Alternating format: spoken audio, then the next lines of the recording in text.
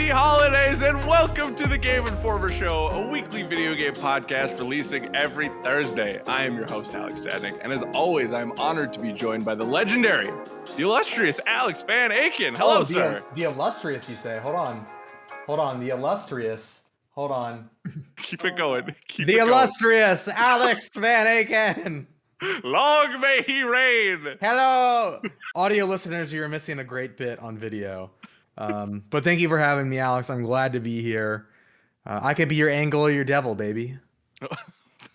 All I see is a floating beard. That's who I've prayed to for years. Screw the spaghetti monster, man. I'm about the illuminous beard. Join us each week alongside a rotating crew of GI editors and special guests from around the industry as we bring you the latest news, reviews, and big man swag your eyes and ears can handle. That's the best damn rigmarole I've ever done. It's a Christmas miracle, folks. Lordy Lord. Oh my goodness. He did it. This week. 6 months in and he can host the show. I just needed to ramp up. You know, that's why people get like those 3 months to figure out if like it fits right, you know? Yeah. It finally fit right, you know? Yeah. This week is very exciting because not only are we talking about editor top 10s, we also are talking about our latest GI cover. That's right. Horizon Forbidden West in the building. And who better to talk about such an illustrious game, an exciting game, than the people who talk to Guerrilla Games. K-Star Kim Wallace in the house. Hello. K-Star actually stands for Kirby Star. Oh. So, yeah, there you go. That's a big secret. I've never told anyone that before. Ooh. And we'll only share it with our closest listeners. So, and I'm wearing a Kirby hat for people who are just listening, and I pointed to Kirby. Yes, you did. Star. Adorable. Yes. But yes, I am excited to be here and to talk about my girl Aloy and where her ventures are going to take her. She back, and she ready. Oh yeah. Speaking of he back, Marcus Stewart, are you on is this like week 5 that you're on the show? I feel like you just keep popping up. Yeah, I don't think I thought about that till now, but yeah, it's been a bit of a streak. So if you've grown sick of me, sorry. Don't listen to Video Gameography or this podcast, apparently. You won't hear from Marcus for another 10 weeks to make up for it. So because he's going a to kill me. Popular character selection choice. What can we say? Thank you. I'm top tier in the meta. Yep. There you go. Yeah. So we're skipping news again this week, folks, just because I feel like we're breaking news this time with our cover. And then so let's just hop right into it. Kim, Marcus, you got to see Horizon in action, correct? I want to hear all about it. What's Aloy up to, gameplay wise, what's going on, like all that kind of stuff. Yeah, so we were treated to 2 pretty extensive hands-off demos, and in the first one, we got to walk around the town and kind of see how they've improved character models, the crowds, really brought more life into the settlements that you're going to visit, and also kind of got an idea of the side quests, the atmosphere, more of the story beats. And then the second hands-off demo was a fight against that Slitherfang, that huge snake that you might have seen in trailers. That is just, Marcus can attest to this. As soon as that fight came on screen, I just lit up because I'm like, this is what Horizon is all about. These big battles and having all these tools at your disposal, and seeing how it's all going to pan out. So that's what we saw, on top of being able to talk to Guerrilla kind of about their approach. You know, it's Aloy. Ooh, I almost called her. What's going on? Aloy? Hey, girl. Hey.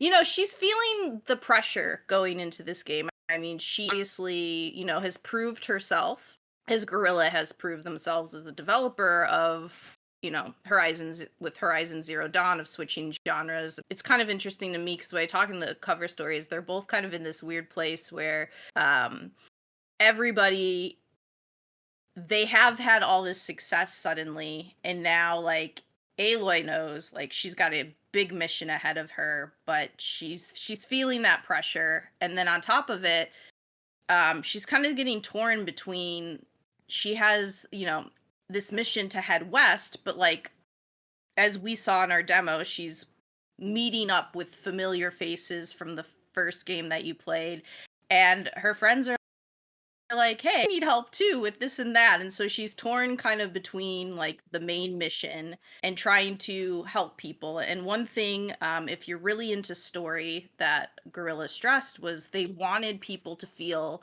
more attached to characters this time around. They thought they could do a better job with side quests, companions, and making Interesting. that, yeah, Yeah. making you feel closer to them and having that brought up. So, you know, as me and Marcus saw, she runs into quite a few old and new faces, and she's kind of, like I said, torn on how much she wants to help, and trying to be also on her main mission of like, hey, I gotta figure out what's going on because there's this that is like rendering the land inhabitable. It's killing, it's killing sweet little animals and all Mm. that.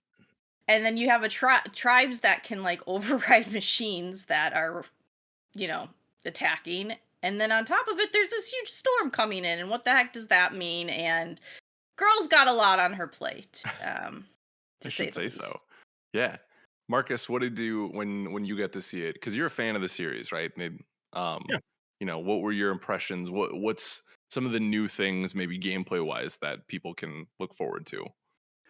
Well, I guess right off the bat, it's gorgeous, which Mhm. the first game still very much is. I was playing it, like I revisited the complete edition on PS5 just to kind of get my feet wet again and forgot like, oh yeah, this is a beautiful looking game. This game looks amazing, and I think it feels a lot more lived in. We got to go through one of the first settlements that you'll visit in a game called Chain Scrape, and it made it a point to kind of show off just the advanced like crowd AI and how Mhm. you'll see NPCs in the back. Like it's a lot more dense, and you'll see people moving about their day. We went to like a bar or a pub or something and saw like a bunch of them kind of singing at a Yep. table and like having a good old like drinking game or doing something. And it just feels a lot more alive compared to the first game, especially like those settlements and stuff. So it just feels more inviting and more interesting to just explore. In terms of the combat, they've shown off the new kind of focus pulse ability where you can kind of use her little Bluetooth piece thing to scan for ledges, which is really nifty. So you can look at things and just highlight the grab points, which also kind of cuts down on maybe them having to model like obvious grabbing points since you can kind of scan for it. Yeah.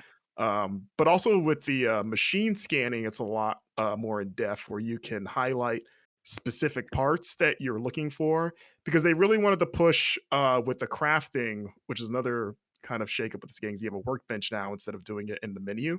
Oh, okay. Instead of using the metal shards to buy everything, everything's kind of dependent on specific machine parts, and that's to kind of Mhm. push players to hunt down specific machines if they want something. Got it.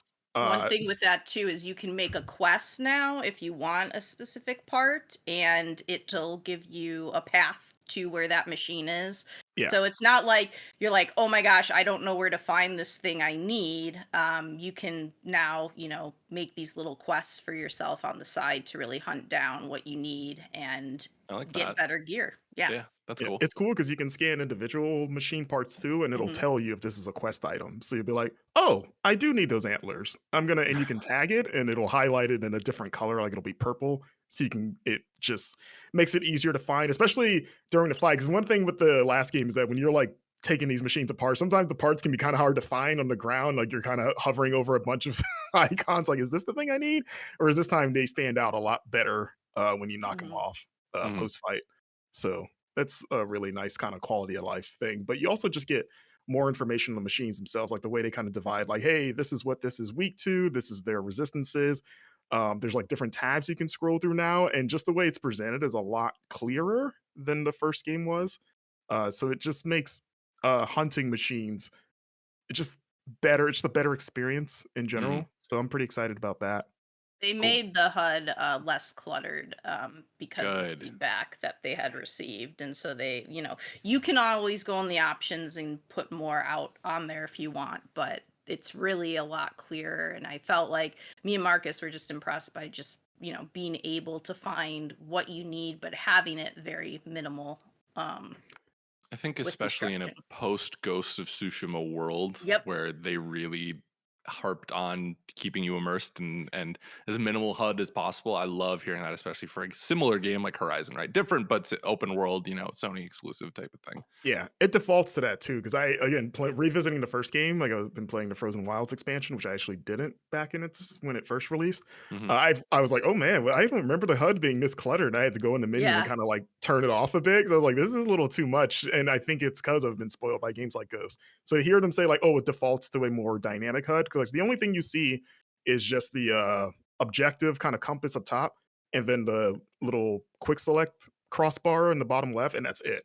But they said Wow. like, oh, if you swipe up on the touchpad, you can bring up other like things like objectives or quests that you're currently on. But other than that, that's all you see, and it makes a huge difference. It sounds like they've learned a little bit from their cousins over at Sucker Punch then. What's also Yeah, they nice, did a lot of quality of life improvements, yeah, beyond just like what we expected to kind of with new tools and all that. What I found interesting was just making sure that they listened to feedback from the first game and tried to implement that. And then on top of it, they had all these ideas for that first game that couldn't fit in. And so when they came to make this one, they're like, all right, let's try to get in all the ideas that we wanted but couldn't do in that first one and bring some new, tools into the equation. Yeah. I'm did they because I think the industry looks at the first game with a little bit of uh, maybe not what if because it did really well, but like being juxtaposed against Breath of the Wild, I think hurt it to a certain extent in Oh yeah. 2017 when the first one came out. Did they talk about any of that or like their expectations or excitements about kind of having their own? Well, I guess February stacked, but not necessarily in that same way.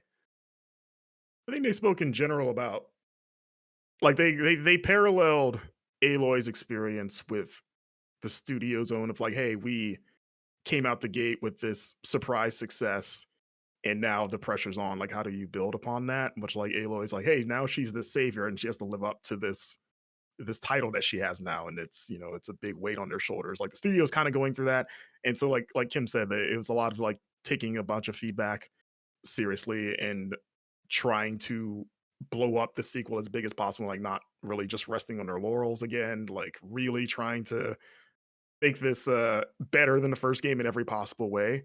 So in that sense, that's kind of where the studio's at philosophically.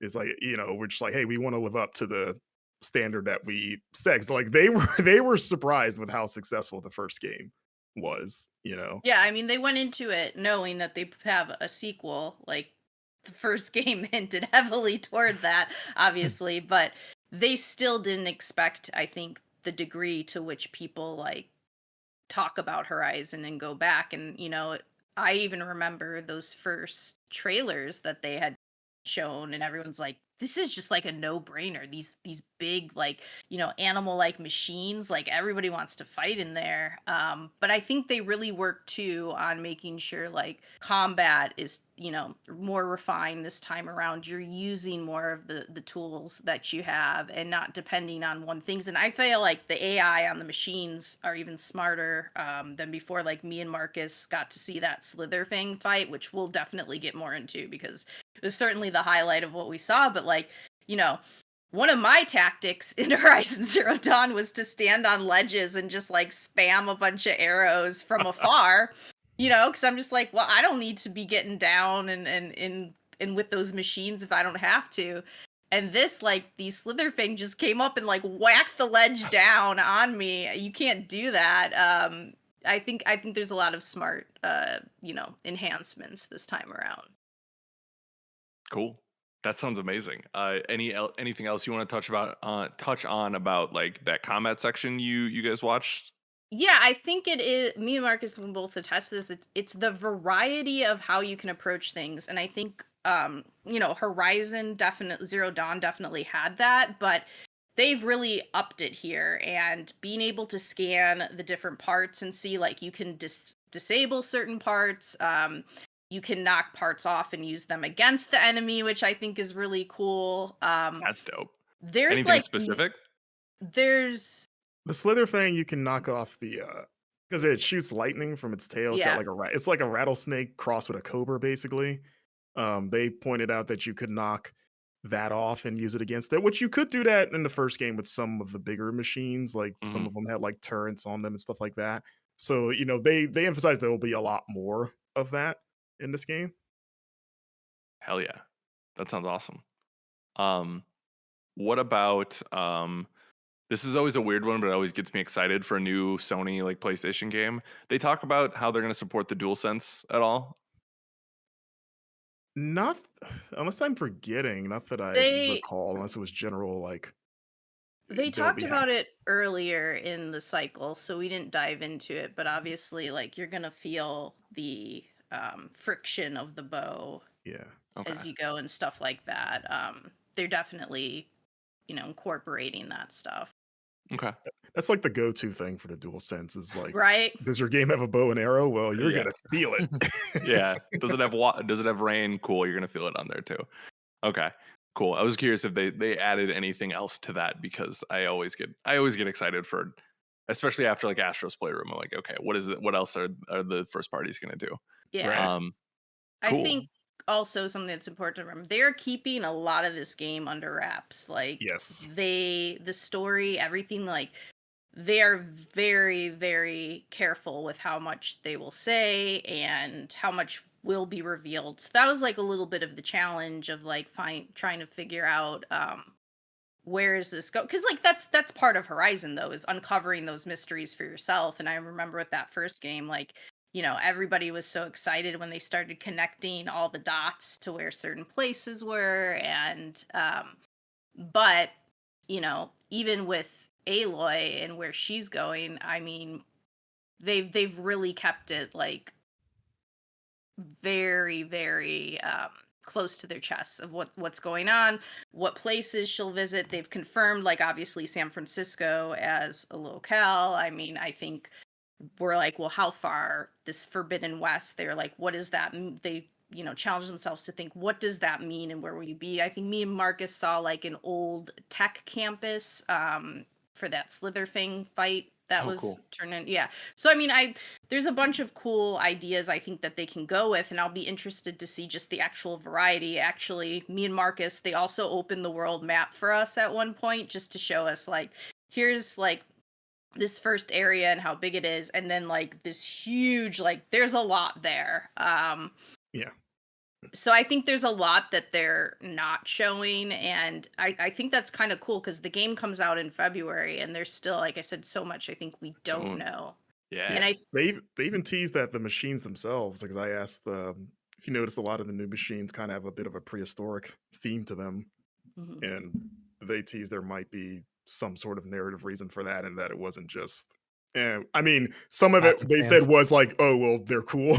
Yeah. Dinosaurs are cool," but they're like, but there's more to it than just dinosaurs are cool. Kim, you were going to add to dinosaurs are cool? Yeah, the skill tree has been like completely revamped, and it now features like 6 different play styles that you can mix and match and play. Like they wanted to make it flexible, so like if you want to focus on hacking, you can, or if you want to be a little mix between being somebody who focuses on traps and stealth and all, like you can Mm. mix and match how much you want. And then Can those I valor just and only focus on the paraglider? Can I just have a whole skill tree for the I mean, paraglider? I wouldn't blame you for that, but yeah, there's definitely more depth to them, and every specialization I think we saw has like 20 to 30 skills. Yeah. There's your active skills, you know, your passive boost, which are like low health regen. And each tree has its own valor surge. The one that we saw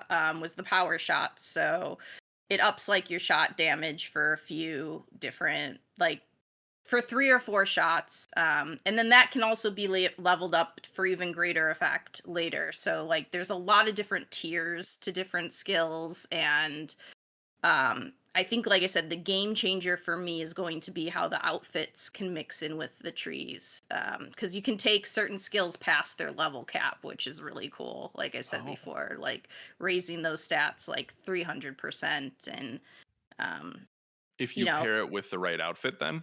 Yeah.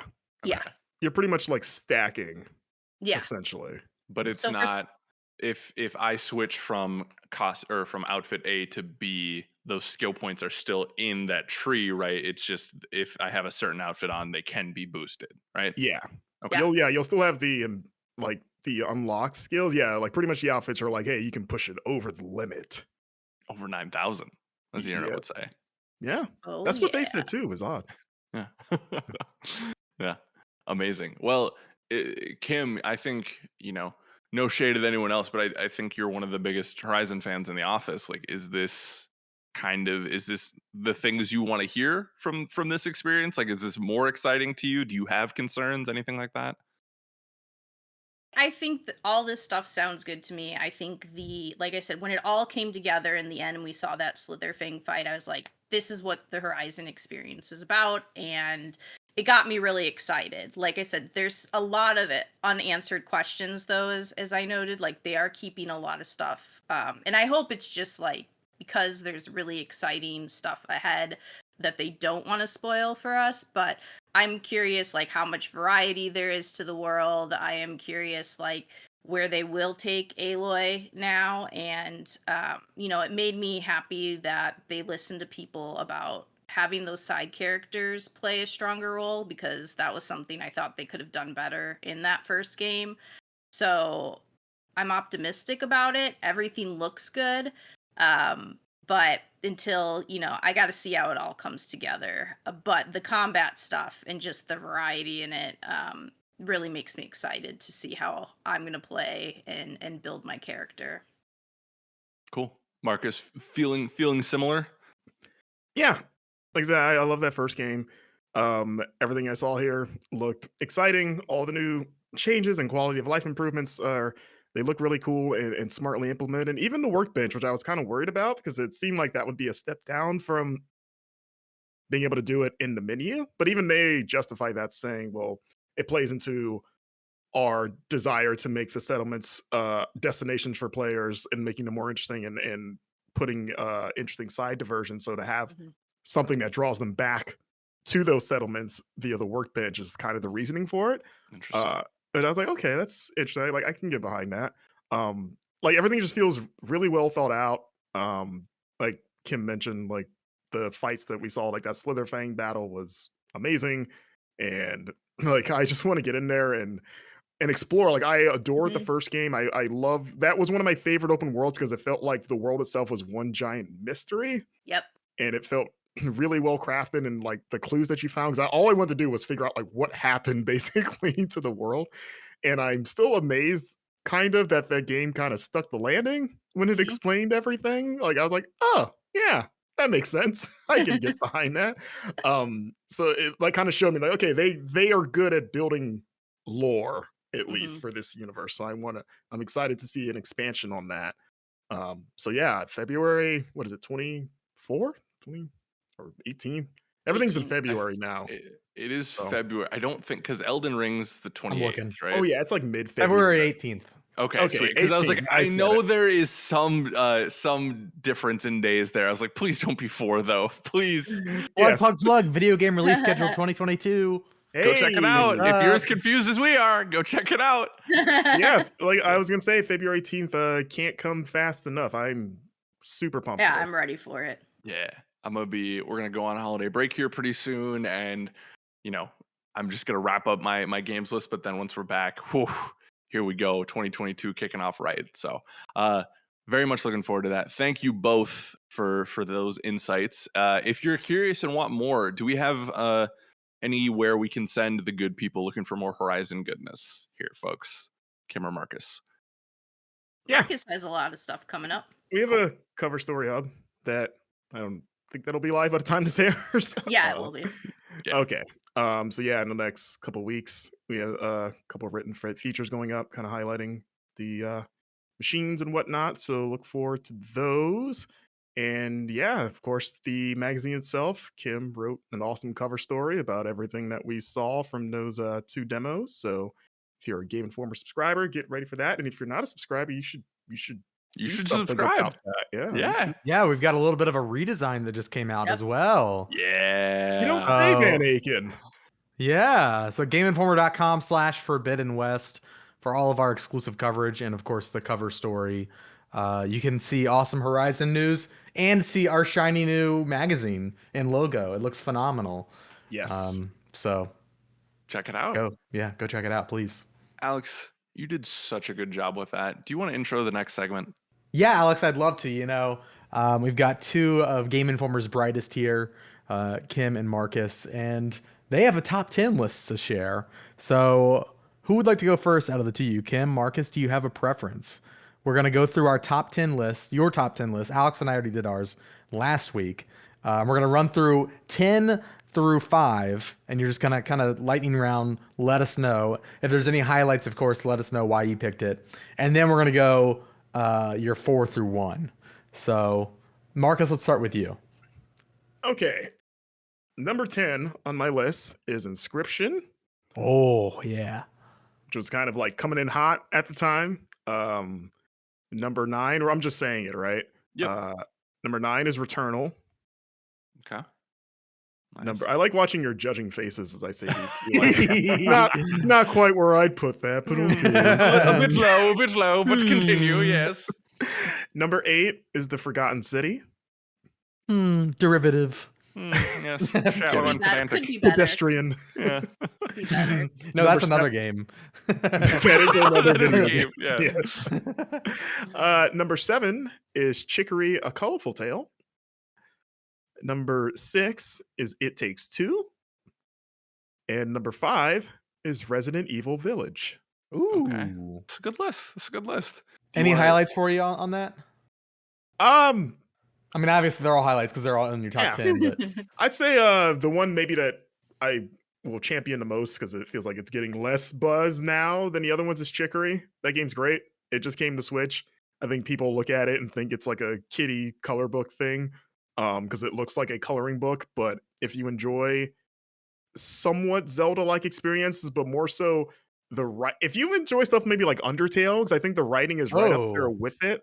Like, it doesn't take long, and I don't want to say it doesn't get like super meta or anything like Undertale, but in terms of how sharp the humor is, but it also touches on a lot of like serious mental health themes, and I think it does it better than maybe some quote unquote mature games do, especially in regards to imposter syndrome. I had read that, and it put that in a category of before your eyes for me, where I was like, I can't wait to play this, but I'm gonna keep putting it off because I'm not ready to feel things right now. But then it came to Switch, and I have it now. I just had yeah. It It doesn't get like it gets heavy, but like I think the humor balances it out. Like it handles it really well. Where there's gonna be moments where you're gonna go like, damn, like this game just got real suddenly, but in a really charming way. But it definitely comes from a place of like knowledge and familiarity with it. Like, and I think the story as a whole and the characters are really well done. I think it's a great game. More people should play it. And it's on everything now, pretty much, right? So, Chicory. That's awesome. That's the Check it first out. comparison I've heard to Undertale with this game. That's exciting. Yeah. So moving on to the big four, the Fantastic Four, if you will. Occupying the Johnny Storm slot, maybe, is Deathloop, which I'm an Arcane fan. I've very much enjoyed those Dishonored games, especially Dishonored 2, which I think is a little underrated, and as well as Prey, the new Prey. And yeah, they're really good at immersive sims, it turns out. Yeah, they should keep making those, huh? Yeah, they should. Imagine if they were doing a System Shock remake. Oh my god, dude. But I don't want to throw Yeah, shade. It's at night dive. But yeah, I am worried, like, with the Redfall. I hope that they're still. I mean, they've said like they're bringing their style of design to that game, but I'm like, please continue to be immersive simi. But, oh, for sure. One of those vampires is gonna have a blink ability. Yeah, exactly. I think Deathloop kind of proves that. Like, it is the most mainstream game they've made so far, I think, in terms of its mechanics and I'd say even like presentation. And there was it definitely wasn't as deep as Dishonored or mostly Dishonored, but it was still great. So. Yeah, I think it's the most approachable of their games, and they make sure of it because of the insane amount of tutorials at the beginning. Yeah. But I was so engrossed in what that game was doing for like the first week, like the mystery. Like I was scouring every like file like cabinet, wanting to get like fill up that information board as much as possible to learn everything I could about the 8 visionaries you're trying to kill. Like it wrapped me up in just its mystery, and I've learned I'm a sucker for that kind of thing. Like I was a huge Outer Wilds fan, and it does a similar Mm. sort of information tracking. So to have it kind of like presented this style, like immersive sim style, was like, all right, two of my favorite things together. Great. I love the characters. I love Juliana and Colt are awesome. The visionaries are a riot, especially Alexi. Alexi Dorsey.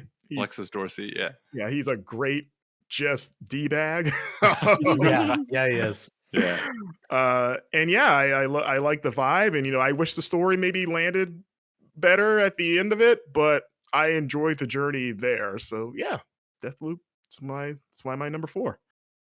So going on to number 3, Static, one of our favorites is Before Your Eyes, Yeah, buddy, it is. Let's go. which I knew nothing of this game until I was basically assigned to review it.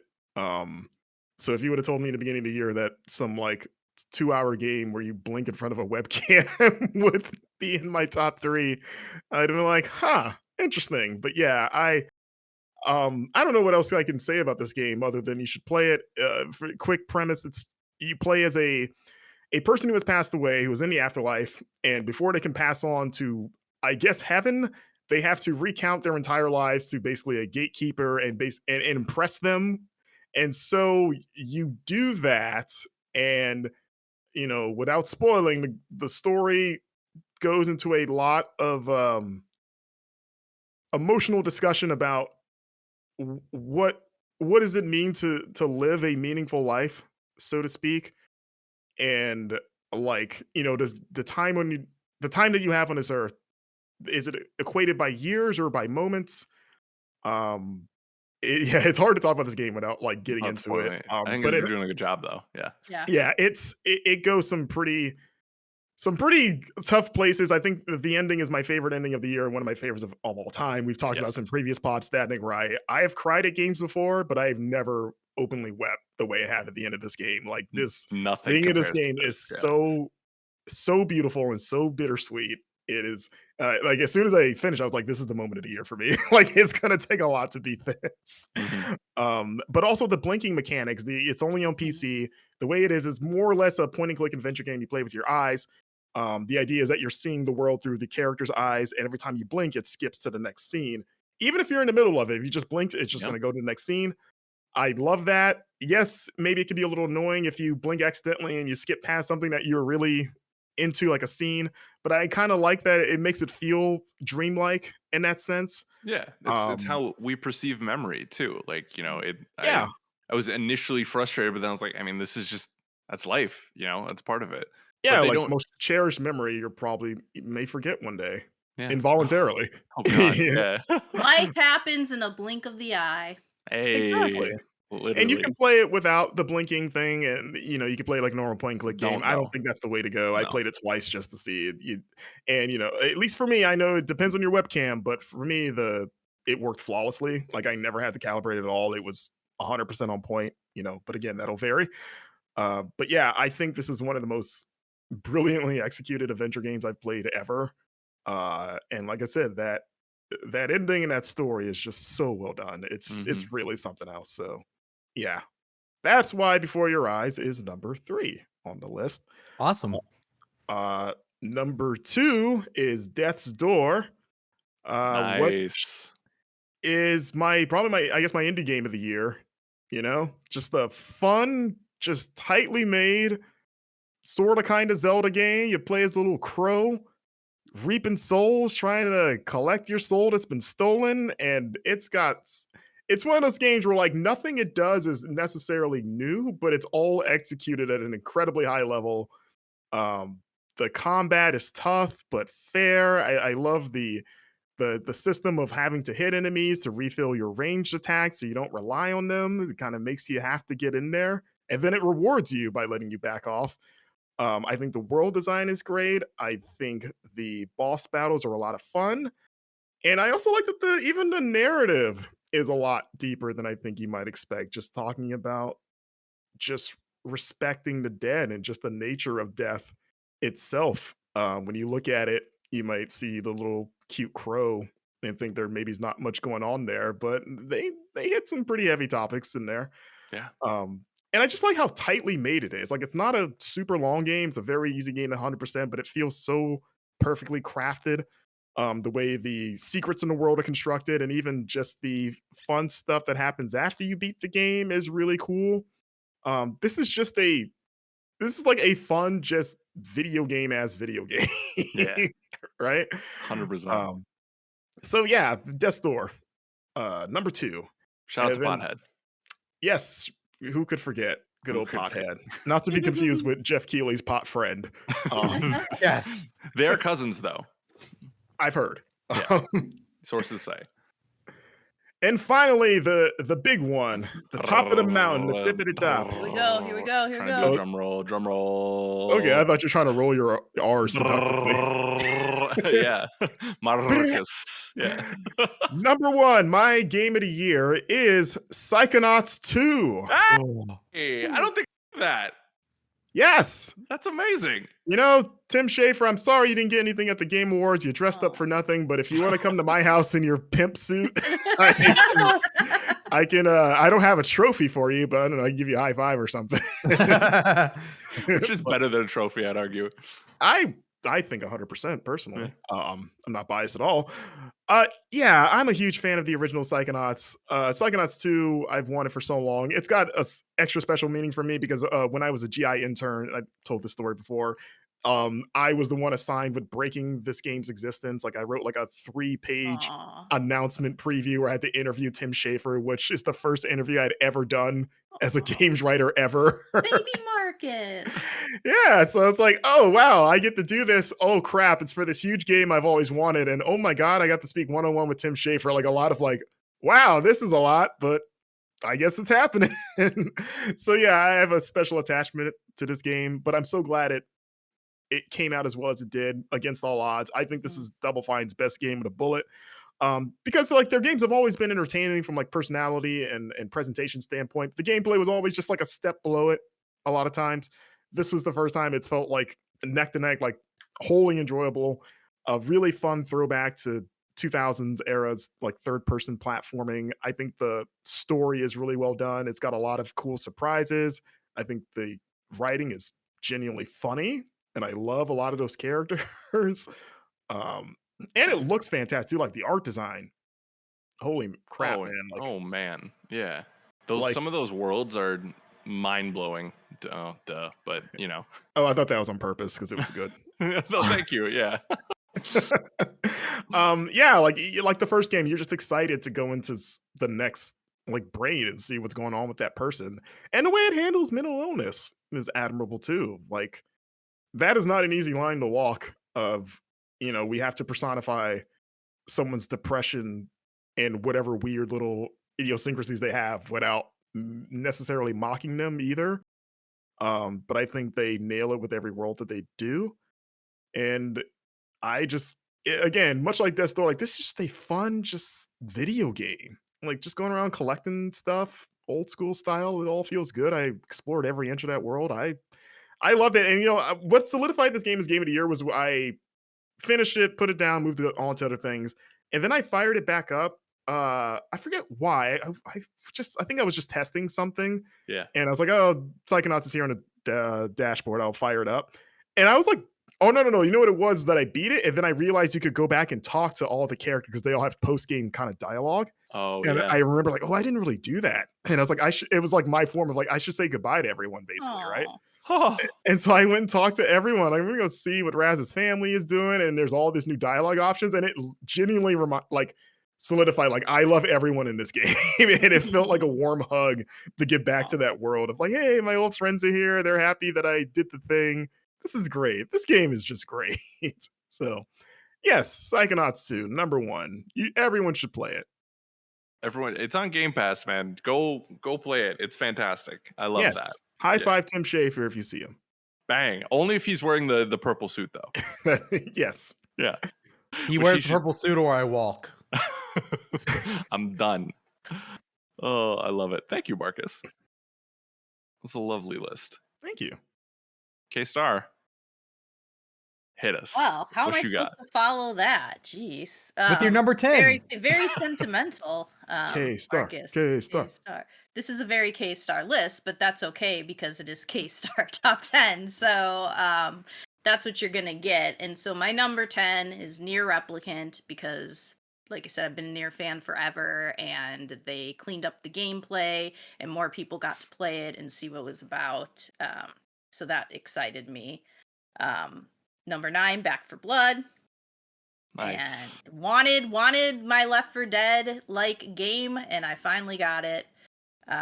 Number 8, Shin Megami Tensei 5, which that was a challenging experience, and I beat it, and I'm proud of myself, and I'll Yeah. always You deserve a remember medal that. for finishing that Yeah, game. for real. Yeah, under review timeline. So that's my number 8. Number 7, Persona 5 Strikers. It made me like the Persona 5 cast a lot more through that game because they're not my favorite cast. But I liked that it was a little more lighthearted. I think the designs of the levels were really fun. I think switching up the genre to the Muso genre, and then having like all these fun callbacks to the turn-based combat was fun. Number 6, Ratchet and Clank Rift Apart. Loved seeing the, it was, they used the PS5 to their advantage on that, so that was really exciting to see, and I just had a fun time collecting bolts and, beating people up. Number 5, Tales of Arise. Really good reinvention for the Tales series, and I loved every minute of it that I played. It was really hard to rank it, but those are my 5 through 10. And now we're into the big guns. Oh boy. Let's go.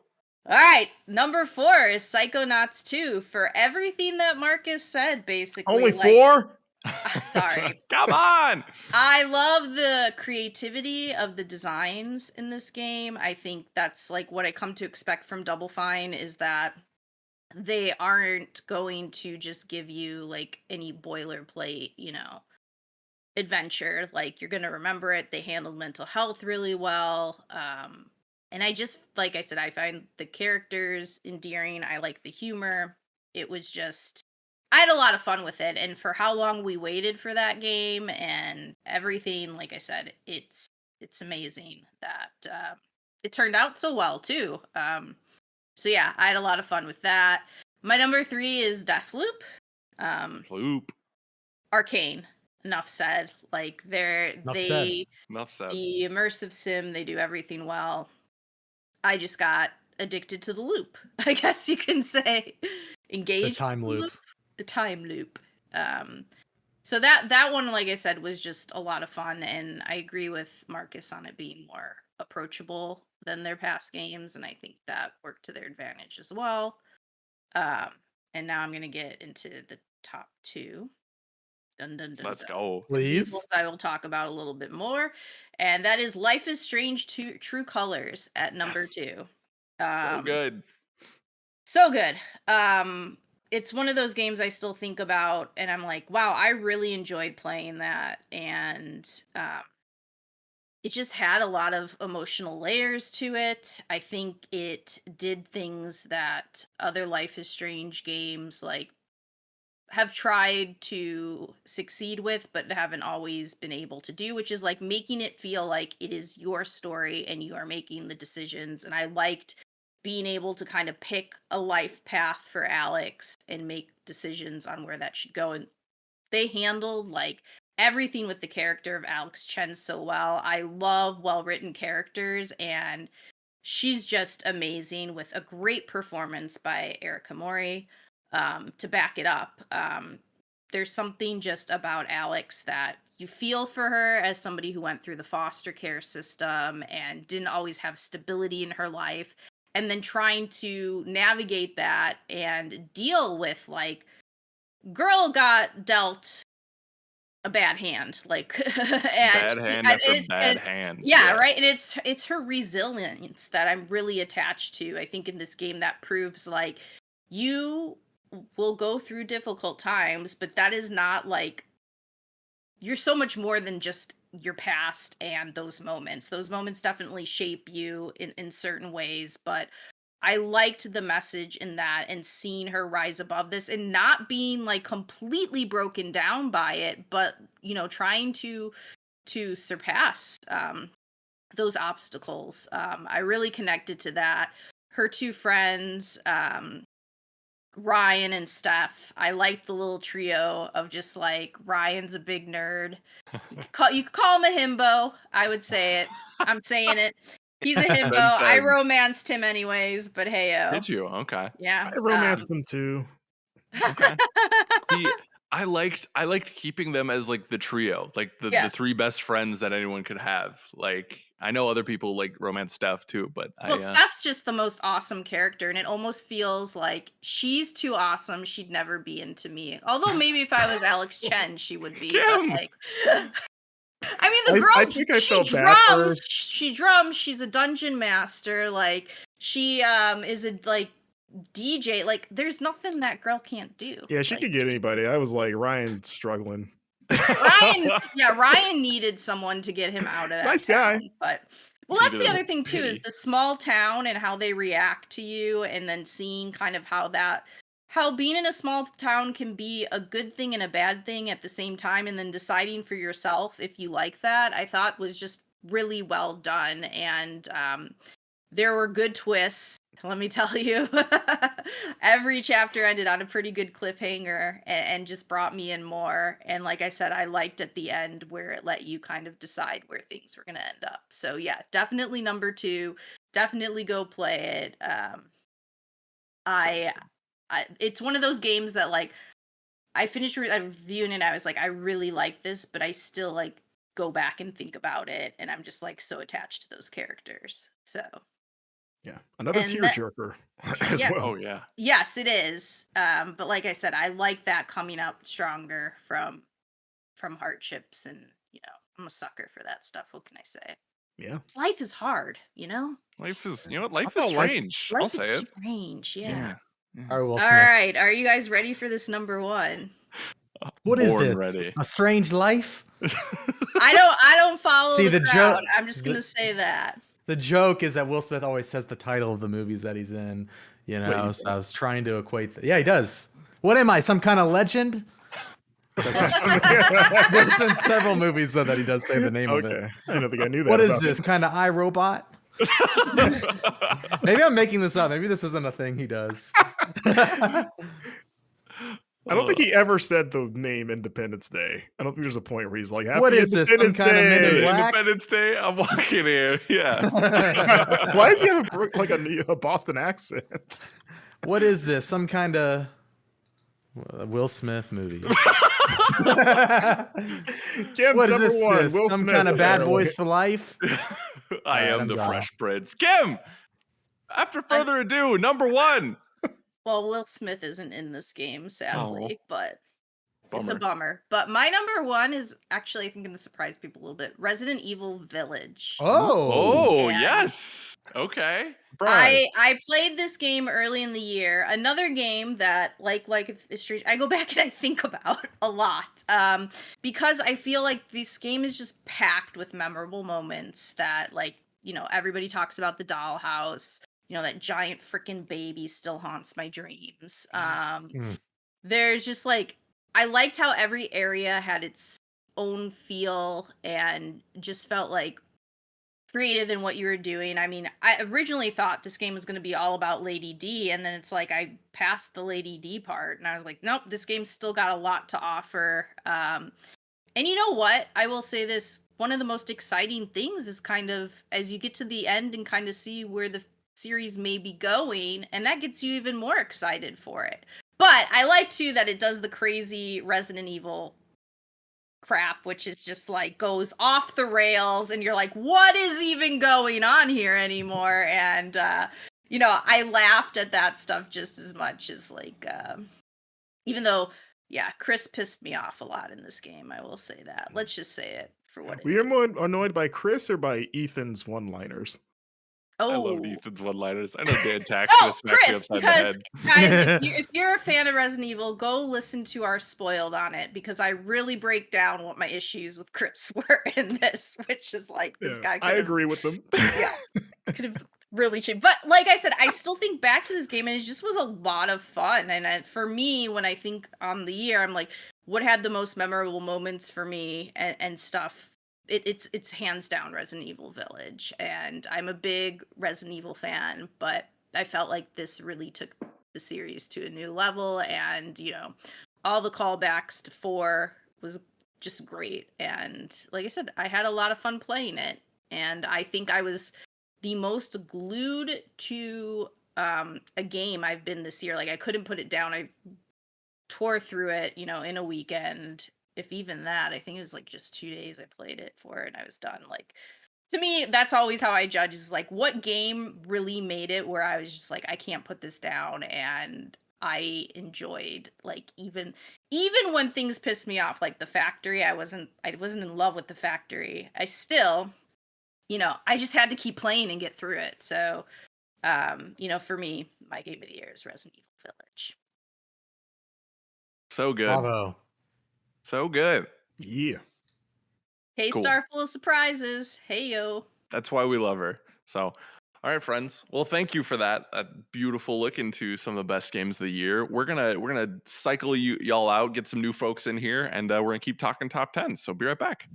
Welcome back to the Game Informer Show. We've got Mr. Ben Reeves here, online content director. You know him, former host, and Blake Hester, associate editor at What? Game Informer. Hello, YouTube. What? Ben, Hey, how are you? I didn't say hi. You moved Yeah, on. let's to let Blake Ben before say I hi could say before Blake anything. says whatever he Yeah. wants Hello. to say. I can see him Hello. stewing. Ben, how are you? Oh, good. Thanks for asking. Yeah? Yeah, Good, I'm I'm feeling pretty glad. good. You excited for the holidays? I'm very excited for the holidays. Can't wait to get my eggnog on. Oh, Get your nog on. Yeah. That's- I've got a sweater that says less talking, more noggin.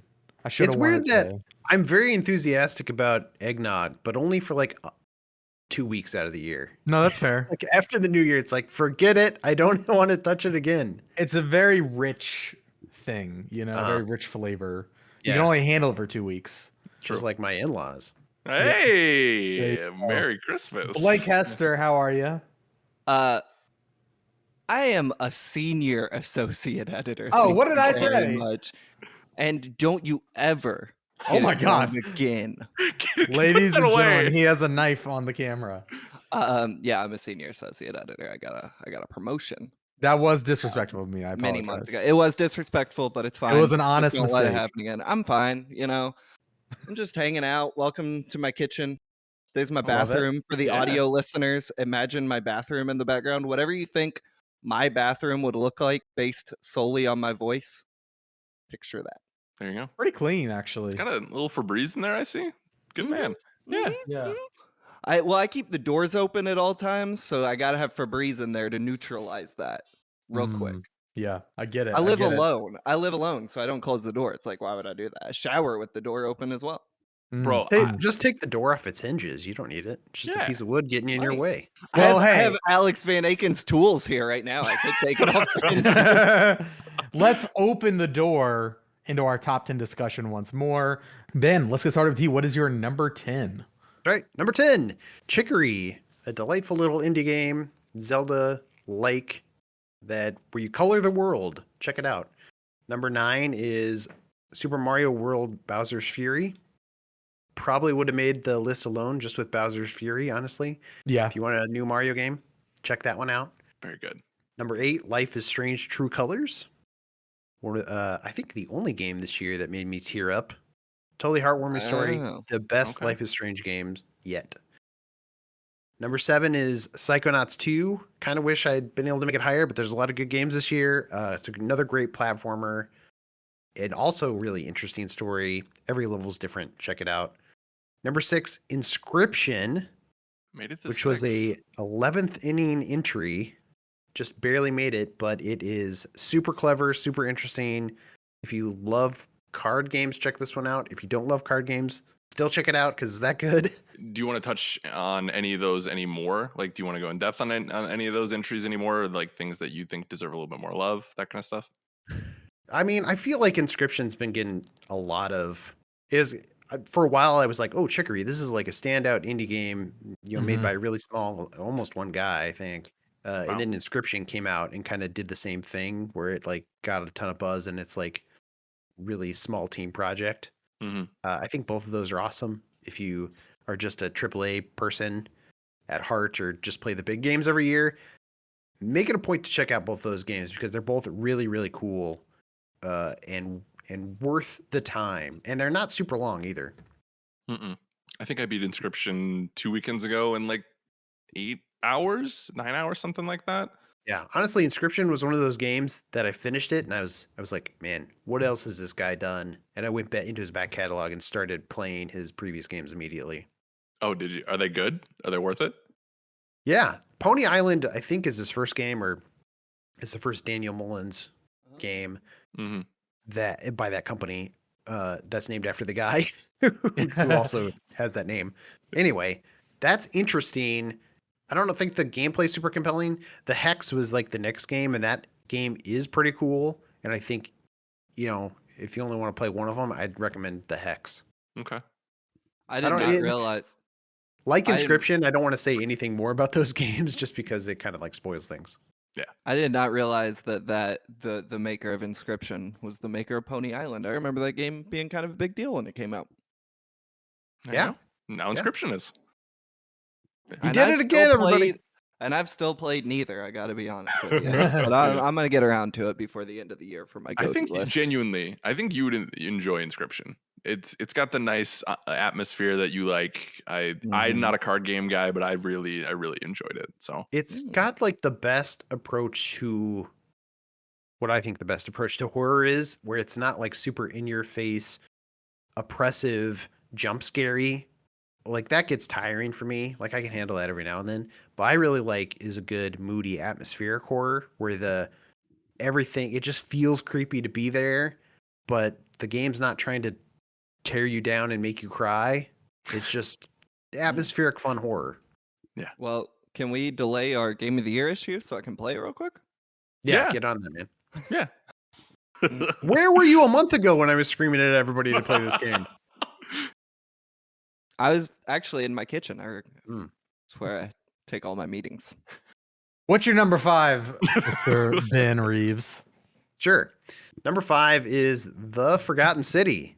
Oh, nice. Okay. Another game, this year was full of time loops, which people have, noted that plenty. But The Forgotten City is genuinely one of the most interesting time loop games of the year. It's right up there. Well, Deathloop's higher up on my list. I'm just spoiler warning. But The Forgotten City is nearly equally as compelling in my mind, and it's a game that doesn't really feature any combat. It's more of started life as a Skyrim mod and then developed into its own thing. So you're spending most of your time just talking to people. It's this sort of adventure gamey thing. But it totally works. It sounds boring. I don't know how to describe it in a better way that doesn't make it sound boring, but it is super interesting. You are this modern person that gets transported through time back into this underground city that's full of ancient Romans, and you're just talking to everybody and trying to figure out. Let me back up. The setup is like anytime anybody in this city sins, the gods get angry and they turn everybody into stone statues. And if that happens, you need to run to this portal and jump back in time to the beginning of the day and start it over again. So your goal is to spend the day trying to figure out, okay, who's sinning, why, and why are the gods turning everybody into stone? So there's a lot of mysteries in there, and the plot just gets more and more interesting the further you dive into this thing. Catholic Guilt Simulator 2021. I'm here for That's it. great. Yeah. Yeah. You are not the first to bring that up on the list. And that's one, I feel like that and Sable are the two I really missed this year that people were really excited about. So maybe over break, I'll pick that up because it's on everything at this point. For sure. I think it's on everything. Not a terribly long game either, but it's one of those games where as soon as I started it, like that was the game I was thinking about until I finished it. Dope. Cool. Cool. Number 4? Yeah, let's do it. Number 4 is Ratchet and Clank Rift Apart, which I'm still kind of devastated didn't make our official top 10. I adore this game. A lot of people are like, yeah, it's just, more Ratchet and Clank, but it's like Ratchet and Clank turned up to 11. It's like Ratchet and Clank formula perfected, I think. I don't know what they're going to do with Ratchet and Clank at this point because they've done it. This is the one to play. Yeah. It's so fun. It's got some decent platforming in it, but moreover, it's just exciting because that if you've ever played a Ratchet and Clank game, you know that Insomniac just likes to create wacky, fun weapons, and you're constantly unlocking a new weapon. You're constantly upgrading those weapons. So the more you use them, the more powerful they get, the more stuff they get. We talked about it when the game came out, but one of the weapons is a topiary sprinkler. So you drop a sprinkler on the ground, it sprays water, and anything that it hits turns into this flowery bush. And it sounds weird, and I thought it was like, I don't know if I'm going to like this weapon, but it was one of the weapons that I maxed out first because I liked it so much. Mm-hmm. So it's just full of creative, fun ideas like that. And the story is actually kind of interesting. It's fun, for a Ratchet and Clank game. And then just this fun world-spanning adventure, space adventure. Check it out if you haven't. Yeah. That's my number 4. Number 3... Here we go. Let's get into some heavy hitters, I think, at this point. Let's go. Metroid Dread. Oh, yeah. Yes. Which, I wasn't sure where you were going to put this. Yeah. At the beginning of the year, I was like, this has a good chance to be my number 1. Well, at the beginning of the year, we didn't know about it. But as soon as we found out about it, Yeah. I was like, this has a good chance to be my number 1. I'm a huge fan of Metroid. Shout out to the Video Gameography podcast we're running. You should go check that out. We ran through the entire Metroid series. Talked about our love of it. We just finished the Dread episode, so that's out. If you want to hear us talk about Dread for like an hour and a half, there you go. But yeah, Dread, it's the Metroid formula perfected. Kind of like I said with Ratchet and Clank, that's what they did with Metroid. Nintendo proved that they still know the Metroid formula basically better than anybody, and it's still fun. And people will talk about how hard it is. Don't be turned off by that. I think it's totally doable.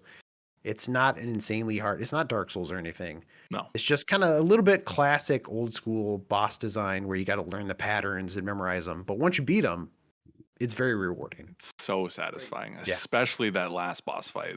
Oh, yeah. Conquering that was one of my favorite moments of the year, definitely. Oh, awesome. Yeah. Yeah. And all right. From one of my favorite series to another of my favorite series. Number 2 is Resident Evil Village. Yes. Huge Resident Evil fan. I love this game. I think it got pretty good props when it came out. I think people kind of forgot about it afterwards, like most games that happened at the beginning of the year. But in my mind, I think I like it better than Resident Evil 7. Resident Evil 7 started to change up the formula. It went first person. Yeah. It went less campy and more sort of in your face, creepy, grotesque horror. And Resident Evil Village does a lot of that same stuff, but it does some of the horror stuff really well, but it also does some of the action better, I think. And I don't know. It's hard not to heap praise on it. People talk about that dollhouse level being super creepy, and deservedly so. Yeah. You should play it for that sequence alone. But I thought the action stuff afterwards was also really interesting and fun. Like all the Chris Redfield stuff was great. Oh yeah. I thought. Yeah. I heard some people complaining about that, honestly, but I did like it. So if you like Resident Evil 5 or 4 even, if you like a little bit more action in your Resident Evil, definitely check out Resident Evil Village. I think it's a highlight of this year for sure. And yeah, I don't know. I want them to do more stuff in the vein of Resident Evil 2, but after playing Resident Evil Village, I'm fine if they keep doing more of this stuff too. Have that nice balance. I think, Blake, you talked about that, right? Where in your Resident Evil retrospective, right? Where it's like the new games are going to be first person, maybe, and like they'll keep remaking some of the other ones, like, or maybe it was more speculative. But I think that's I'd have to go back and double check, but I think that might be the prevailing rumor around the series right now. Yeah, which I'm down for. Village is fantastic.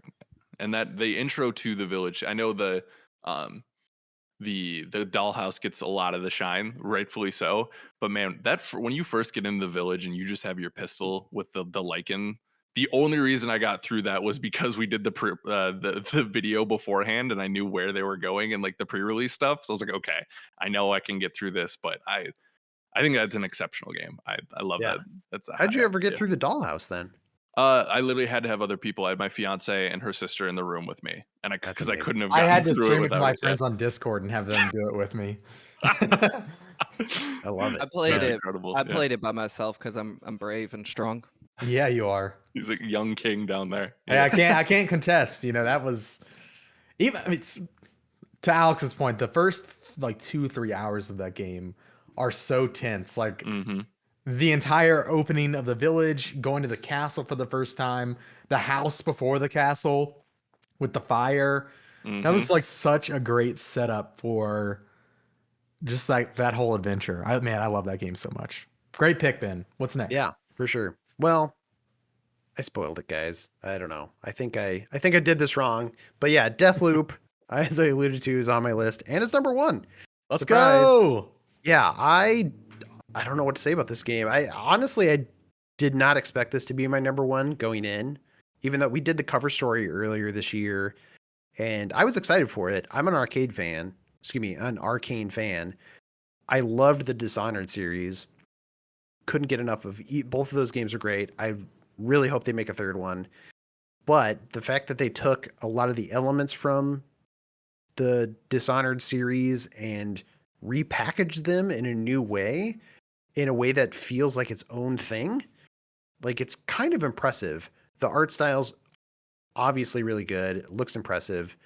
The story is largely interesting, and I say that just because like the characters are so interesting. I loved getting to know those characters. The writing's really clever. Just the dialogue between characters, some of the best writing of the year, just for that alone. And the gameplay's awesome. Like that loop gameplay is way more compelling than I thought it was going to be. I think a lot of people were worried that it was going to be like a roguelike, but it's really not. It's more of a straightforward game than you think going in.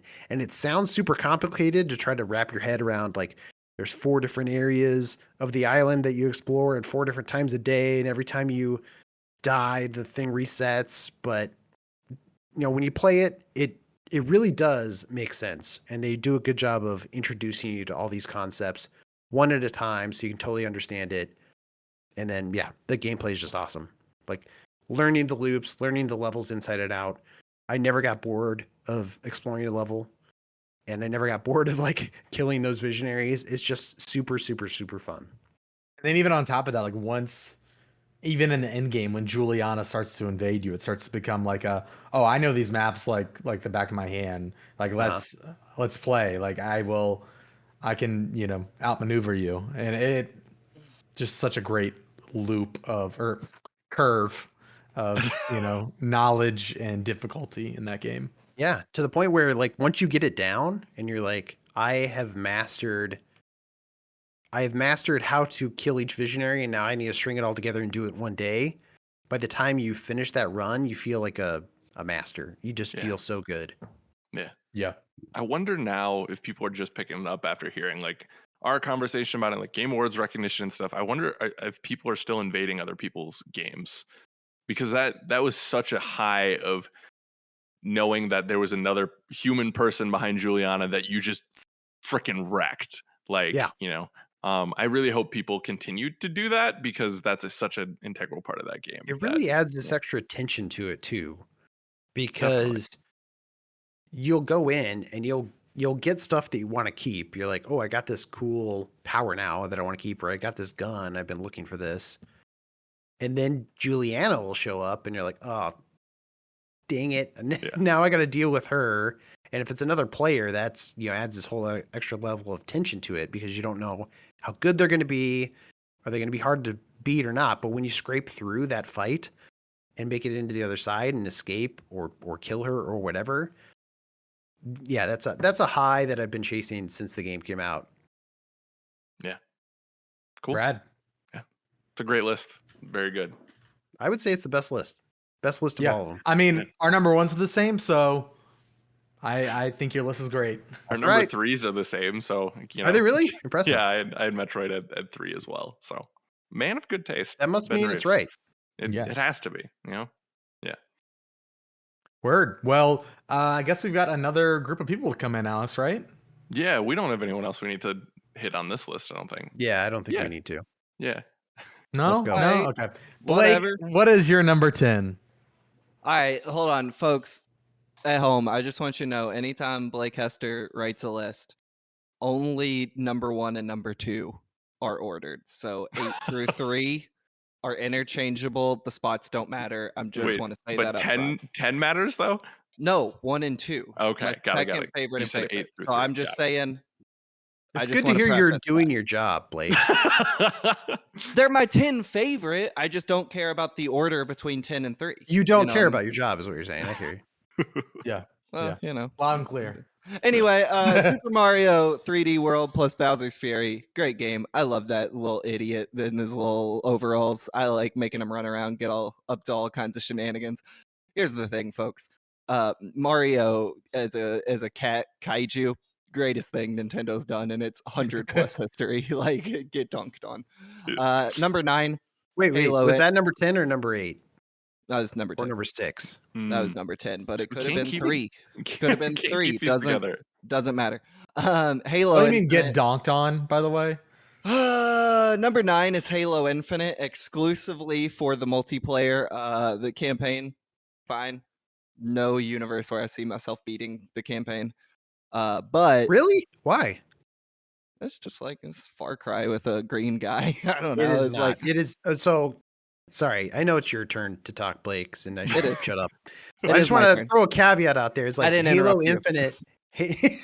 Halo Infinite was not on my list, which might be noticeable to some people. That's mostly because I hadn't played Halo Infinite by the time we had to put these lists together. So Got it. I feel a little bad that it wasn't on there, but is what it Yeah, is. the campaign doesn't really do much for me. I think it's fun. That's But fair. like I think it's fun. I enjoy playing it. I probably put like 10 hours into it or whatever.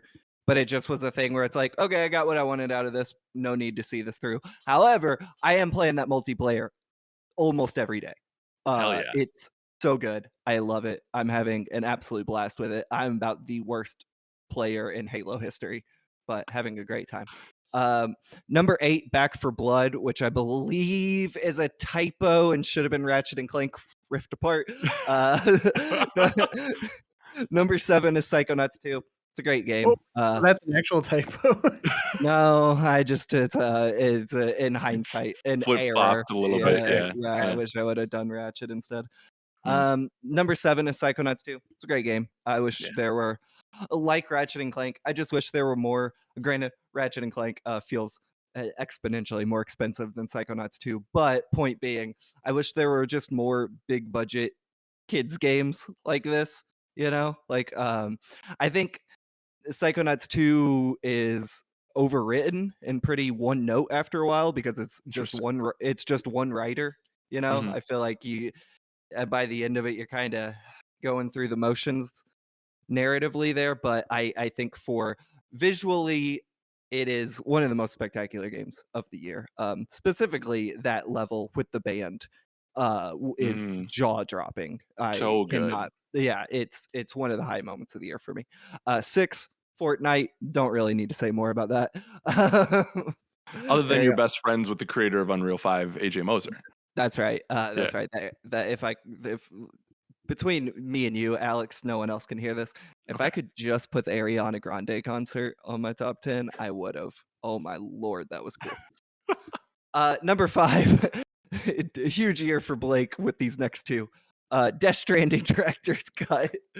Death Stranding is, I've said it before, I'll say it again. It's better than most video games. Like, it is just such That's my Christmas break game, by the way. Yeah. I'm playing it. It's an absolute masterclass in holistic game design. I'm not advocating for all the parts of it. I'm not saying it isn't messy. It isn't like a trip up in Auteur's ass.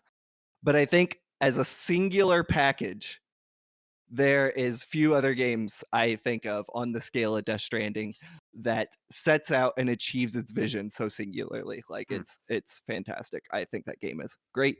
I wish we could number have a Psychonauts level where we explore Kojima's mind. Sure. Oh, Yeah. do that? Yeah. Yeah. That'd be good. Yeah. I wouldn't play that. I follow him on Twitter, and that's annoying enough. Number 4, as I said, huge year for Blake here. Resident Evil 4 VR. This thing, it came out, and I was interested in it. Honestly, thought I would never play it just because of lack of access to the machine, and also I don't have a Facebook. But Reeves put me on the review and was gracious enough to let me borrow his Oculus Quest 2 and his Facebook. Oh, did you I put like logged it. Oh, I butts logged in. as the comment or any Oh of the comments? yeah, logged good. in, saw the Are you messages. selling sunglasses? Oh yeah, read all his Still- DMs from 2009. Problematic. Still cleaning up some of that mess. Yeah. Anyway, Resident Evil 4 My brother VR. won't talk to me now, Blake. What did you do? Sorry. Resident Evil 4 VR, I thought would be a fun, novel thing. Truly did not expect it to feel like a game changer, not in terms of the game industry, but in terms of my enjoyment of Resident Evil 4 VR, which is one of my all-time favorite games, maybe my second favorite game of all time, if I had to really think about it. And, I played that game so many times, I've written about this in the past, that it's just like, I don't even think about Resident Evil 4 VR or Resident Evil 4 anymore when I play it. I just go through the motions. It's kind of like a stress ball for me. I'm not thinking about it. Anyway, Resident Evil 4 VR, so it radically changes the fundamentals of that game from a design perspective. For one, it's just in first person, but most importantly, if you choose, because it has the teleporting option, you can play it that way if you want, but if you choose to play with complete free motion on, it's the first time Resident Evil 4 VR Resident Evil 4 has ever been played where you can move during combat, which wasn't introduced into the Resident Evil series until Resident Evil 6.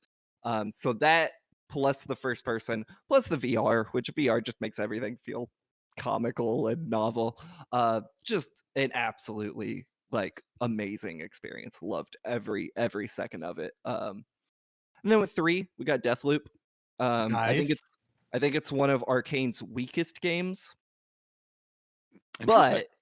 But I also think Arcane is the best game developer in the industry right now. So their weakest game is still better than most games.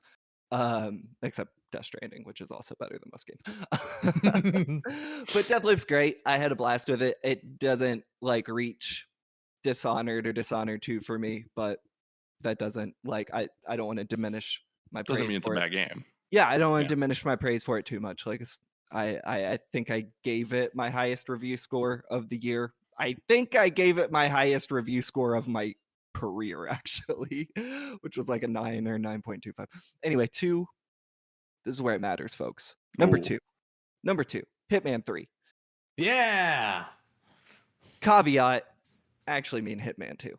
But Hitman 3. Who are you? Yeah. Hitman 3 came out. It was great. I loved it. Had such a blast with it. I think going back to what I said about Death Stranding, the Hitman reboot trilogy is just a masterclass in game design of achieving a core vision for a series.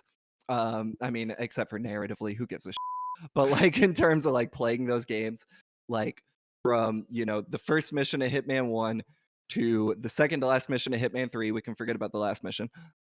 Just what an arc to watch that series come together. And this year also marked me going back and playing Hitman 2, which is the best entry in the trilogy and one of my all-time favorite games of the year, but I can't put that on my top 10. Anyway. And then Trojan horse this. That's well done. Number 1. I mean, I already got away with putting Death Stranding and Resident Evil 4 on my list, so yeah. Number 1. They had to be, of course. Village. Resident Evil Village. I mean, come on. The Resident Evil Village, what can you say about this game that hasn't been said ad nauseum? The thing I agree with Ben that it feels a bit like the conversation around it was muted after the first couple months. But I will say Resident Evil Village is the game maybe the only game this year I haven't stopped thinking about. Putting together my top 10 was like oh yeah, that did come out. I like that a lot type of thing, you know? Like I forgot about Bowser's Fury and I forgot about Hitman 3 until I was like looking at what came out this year. I never stopped thinking about Resident Evil Village and what I come back to with that game. And, you know, like, obviously, as a horror game, it's probably one of the best horror games ever made. Don't tweet at me if you disagree. I don't give a shit. What I always come back to with that game and what I think, like, I really love about it is it's a video game with a rare sense of pacing. Video games are often such bloated messes that, like, I never think about how a game is paced. You know, like any open world game is just a mess of bloat and garbage to do. And a lot of narrative, like linear games are also messes. Like Last of Us Part 2, a game I like quite a lot. 10 hours too long. Resident Evil Village, I feel like it's paced to the millisecond. To never be boring, to stop being fun, interesting, scary, exciting, like whatever adjective you want to use. I think that game is like such a special case of a game understanding when to get in, when to change it up, when to get out. And I have not stopped thinking about that roller coaster since. In the hands of a different developer, Resident Evil Village would probably be an exhausting exercise in tedium, but like my hat's off to the team there who just like knew how to pace that like carnival ride of excess and terror. Like what a game. God, it's good except for the final boss fight, which is one of the low points of the year. Good. It is terrible, but it doesn't matter because the rest of the game was great. And most I don't games know. I didn't hate it. Oh, I did. Oh, Really? did you not play it? You must not have played it then. if you didn't hate it. Oh, 'Cause it was horrible. Village. Yeah. Oh, Yeah, Village, no, yeah. I didn't play it. No. Yeah. If you would have played the final boss fight, you would have realized bad. Yeah, we had actually a really good review on the site, Ben. You should go check it out. Oh, I'll go check that out. Anyway, game of the year, Resident Evil Village. It was robbed on all other outlets' top 10 lists, including our own. It was the best game of the year, bar none. Awesome game. Awesome game. It's a fantastic game. That's what I think is hard about this year is there are so many great experiences where I feel like we didn't have a Last of Us this year, you know, for better or worse. Well, I don't know if it was difficult because just Resident Evil Village was the best game of Oh, the year. that was the answer. See, Yeah, I forgot. I don't think Okay. it was hard at all. We just gave it to the wrong game. Everyone tweet at Andrew Reiner and said, Blake, Hester says. I'm just kidding. I love Halo Infinite. It's great. It's just not as good as Resident Evil Village. To your point, though, Alex, I think you're right in that I heard some people saying that this year was a lighter year, which kind of surprised me because there's so much good stuff, especially in the indie space, if you use that. But even like high profile games, there's stuff like Guardians of the Galaxy and Returnal and It Takes Two that are great games that didn't make my personal top 10, but I think they were great. And in another year that actually was a lighter year, I think this is it like might actually make my top 10. Yeah. The year I've enjoyed most since 2017. I think I said that last week on the show. This just had a lot of great games this year that really interested me and piqued my interest. So yeah, I think it's hard when like, you know, last year one of the pinnacles of storytelling came out in The Last of Us. You know, if you don't like that, sorry, get out of here. 2017, Breath of the Wild pushed open world. What? Come at me. Come at me, my guy. Storytelling? In video games, yes. The Last of Us 2. Okay. Last of Us 2 is one of the pinnacles of storytelling in video I'm games. imagining like Henry Chaucer being like coming up out of his grave. Like, yeah. Okay. Honestly, he might. Have you looked at his grave recently? Yeah. Oh, he comes busting through my door. You said what? He's a clicker. I said Alex said it. Alex said it. It wasn't me. He lives down the street, like 8 blocks that way. I'm fooling around. I agree with you. Yeah. And like 2017, Breath of the Wild came out and pushed open world in ways that we were excited about. But like this year, I feel like we may have not got the revolutionary step, but we got the best versions of a lot of these games that we want. Halo Infinite, best version of Halo, feeling gameplay wise. Metroid Dread, Psychonauts 2, Ratchet and Clank. Like these games are the best versions of themselves, and I think that should be celebrated. Yeah. Like we did on this podcast. Look at that. It's a beautiful thing. No, put it away. We don't need to see it. It was a knife. Blake for had a audio knife again. listeners. Another one. Why do you Yes, just how many have those knives out? do you have? I'm glad I you're cook. clarifying for audio listeners. They're like, what Yeah. is Blake pulling out? Yeah. I cook. Yeah. Cooks like one turkey burger now, thinks he's a chef. Look at him.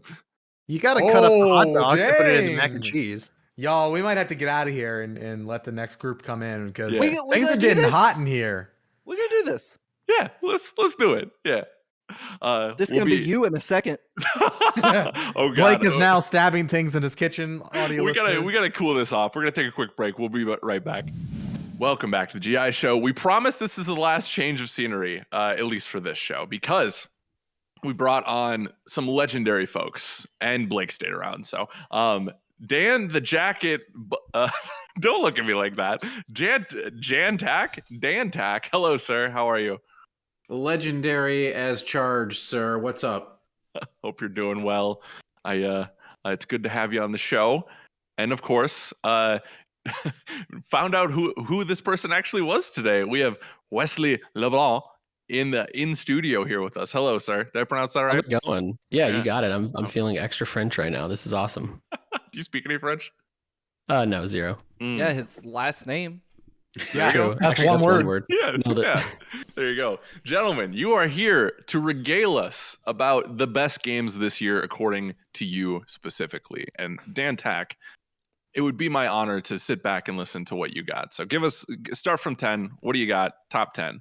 Let's Yeah, go. I think I'm gonna have some unique picks on my list that I didn't see anywhere else on the editor picks, so that's cool. Shocking. We're gonna start with one of those games that nobody else had on their list. Shockingly enough, this one's called Melvor Idol. Now, many of you have no idea what this is. Yeah, I wonder why it didn't Yeah. end up on many top 10 lists. What is this? Poor game? taste, clearly.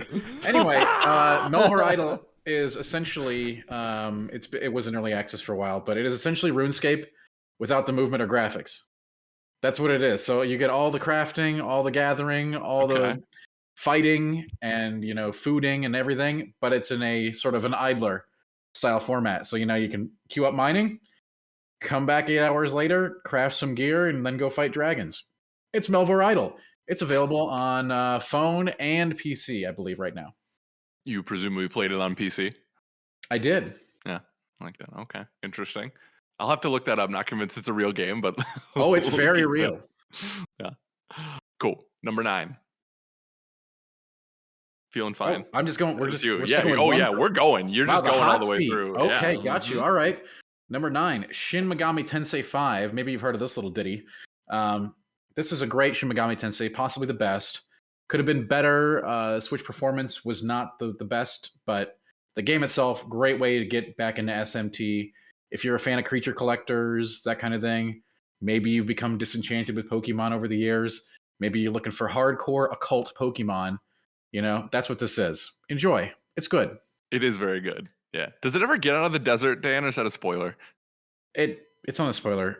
Okay. And it does, but it doesn't. Okay. Graphically, the overworld area is much to be desired in that game, but it was really great to see, the models and stuff for the critters. It's great seeing some of my old favorites, like, Alice do a die for me, bing, bang, boom, all over the enemies. Oh, it's so great. It's so great. You got to love it. I have no other choice but to. Number 8. I agree. Number 8. What a good number. Scarlet Nexus. Great action. Story is absurd and off the wall. I don't think it's a good story, by the way, but it is. Oh, yeah. It is definitely lit. Like you'll just be looking at that, like, is this really what they're doing? Why? God, help us.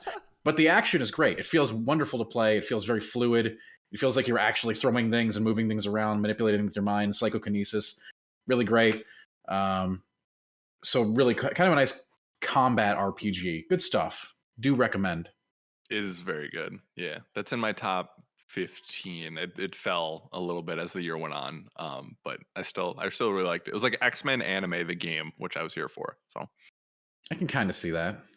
Yeah. Sure. I'll take it. What do we got? 7. yeah. Lucky number 7. This one is on a lot of lists, so no need to say a ton about it. Resident Evil Village. While I adored sections of the game, especially the dollhouse, if you haven't done the dollhouse segment, don't watch it. Just go do it.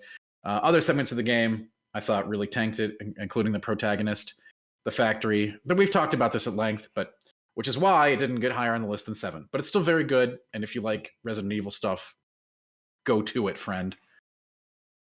Perfect. But I was gonna say, Blake, you could chime in here. You good? No, No. Okay. I'm sure we'll get to cover it on Blake's number 1. I went last segment. All right. Boy, we're just running down this list, right? Number 6. Here's a big surprise for a Dan list. I didn't think, if you would have just told me 5 years ago, 10 years ago that I'd ever have a racing game on a list ever, Oh, I would have told you just get out of here. Like, it's just not going to happen. I like to, if you like that kind of thing, great, but it's not my bag. And guess what? Forza Horizon 5 is my bag, probably because it's a racing game, not about racing. It's like the Seinfeld of race. I don't care. I'm not racing anything. I'm just rolling around, getting cars and doing dumb stuff. yeah. With my friends, maybe sometimes when the online wants to work, they need to work on that. But other than that, man, fantastic. Just roaming around, doing whatever I wanted, getting new cars, getting in a Warthog.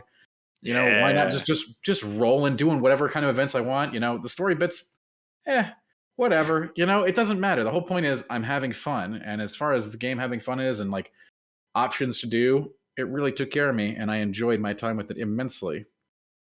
Yeah, give me some of that Forza. Cool. Wow, I Give me a never whole slice of it. things Dan would never say. I like a Right? Forza game. Yeah, it's here. It's on Yeah. my list. That's number 6, and then we're doing number 5 now as well. Yeah. Keep it going. Number 5. Here's one I didn't see on anyone else's list. I hope people give this one a look. Wildermyth, definitely a very cool game. Kind of like if you combine XCOM with D&D, essentially, but with lots of storytelling. So, not to get too in the weeds here, but procedurally generated storytelling. So, you're going to have different vignettes that you go through, and every campaign is going to be different. Maybe you turn into a wolf.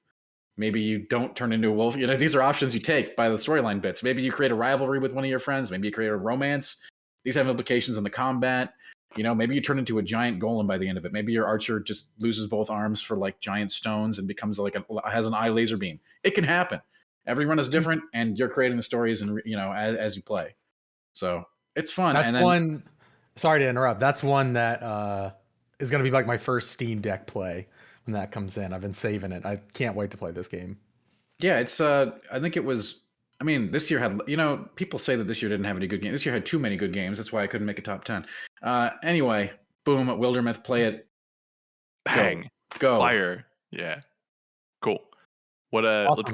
keep rolling here. What else you got? Now these, your number 4, you can go through 4 through 1. Kind of, you can talk a little more about them if you want. Number 4. What do we have to say about number 4? This one's a really good one that I think may have been overlooked by other RPGs this year, and you shouldn't. Monster Hunter Stories 2, an excellent creature collector, an excellent RPG. They really upped, they took everything about Monster Hunter Stories 1 and did it so much better for this game. This is what Pokemon should be. This game right here. Wow. This is a great game, and it's not a Monster Hunter game, obviously, but it includes all those characters and stuff. So if you like that universe, bonus points. But it is a classic turn-based RPG with a ton of really interesting and complicated elements. But above that, there's plenty of stuff to do with procedurally generated areas and co-op.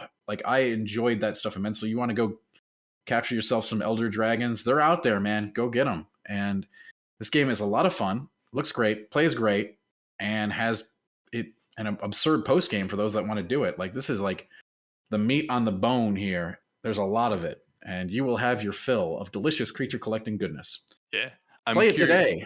Play it today on Nintendo Switch. I'm curious. You said this is the Pokemon game this is the game that Pokemon should be. Yeah, that's what I said. Are you just in its I'm difficulty insinuating- and its complexity? Sure. I understand that. People will always swing at me with but Pokemon's for kids. It can't be hard. Fine, that's fine. How about putting content in there? Yeah. Just an option. Also, throwing it out there. I just beat Shining Pearl last night. That end, the Elite Four is bonkers hard. Yes, and it's well, it was my favorite part of the game. I agree. So, Those were agree. the days before Dynamax.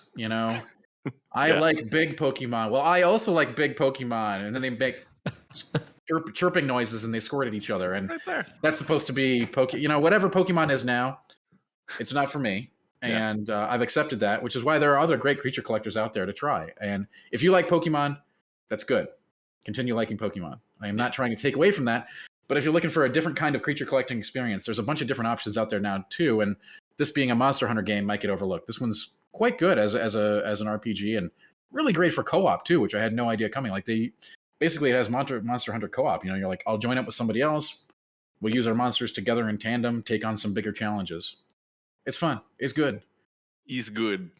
Box quote right there. It's a great box quote. All right, keep going. Wow, we're just moving along, just rattling them down. Number 3. Now we're getting to the top. These are, if you don't have these on your list, I don't know what you're doing with your life, honestly. These are number 3. This is a great one. Little Nightmares 2. Yeah. This is such a great game, and it's such a great example for something that I like to call out in games, like environmental storytelling. This game doesn't have any notes to read. There are no audio logs. There's not even any dialogue. All right, but you can tell what's happening, and you can tell what has happened by using the environment around you. This is an art piece, man, and you should play this game. It is scary. It is really fun to play. I don't even like puzzle games, man. How did this game even get on my radar? I don't even like puzzle games. It doesn't matter. Yeah. It's great. It's great. Okay, play this game. Play Little Nightmares 2. It's a cool puzzle horror adventure experience, and I want more Little Nightmares now. I do too. I went back and played the original Little Nightmares immediately after the second one. While it wasn't as good, I recommend both experiences quite highly. These are great games that are minimalist in a way. It's just like, I want to go play it again for the first time. It's one of those kind of situations. Yeah, the teacher section alone is one of the scariest things I've ever played. I know we've talked about that on the podcast, but like the chase and the atmosphere around that game is incredible. I agree. Yeah, go. I didn't see that on a tunnel list this year. I think it's because it's got that first. It was out the first month of the year, or second. It was out real early, so it's things get left behind. Speaking of left behind, my number 2 pick. Nobody had this on their list. Library of Ruina. Okay, this one is amazing. I don't know where this game came from. If you like deck builders. This, we always talk about deck builders are becoming more and more popular after Slay the Spire. So Library of Ruina is essentially a deck builder, but there's tons of story and there's tons of other elements. It's not a roguelike. So be clear here. This is a RPG, but it's got tons of hardcore boss fights. Its aesthetic is beyond weird. It has incredible music. This game will suck you in, man. Like, the problem is you got to get through the first part. It is completely obtuse for the beginning. Like, you're going to sit there for 2 hours. Not 40 hours in, though, it gets not knowing. I'm going to give you 2. Okay. For the first 2 hours, you will not know how any of the combat mechanics work. You will not know what's going on with the story, and you will not know how to do anything.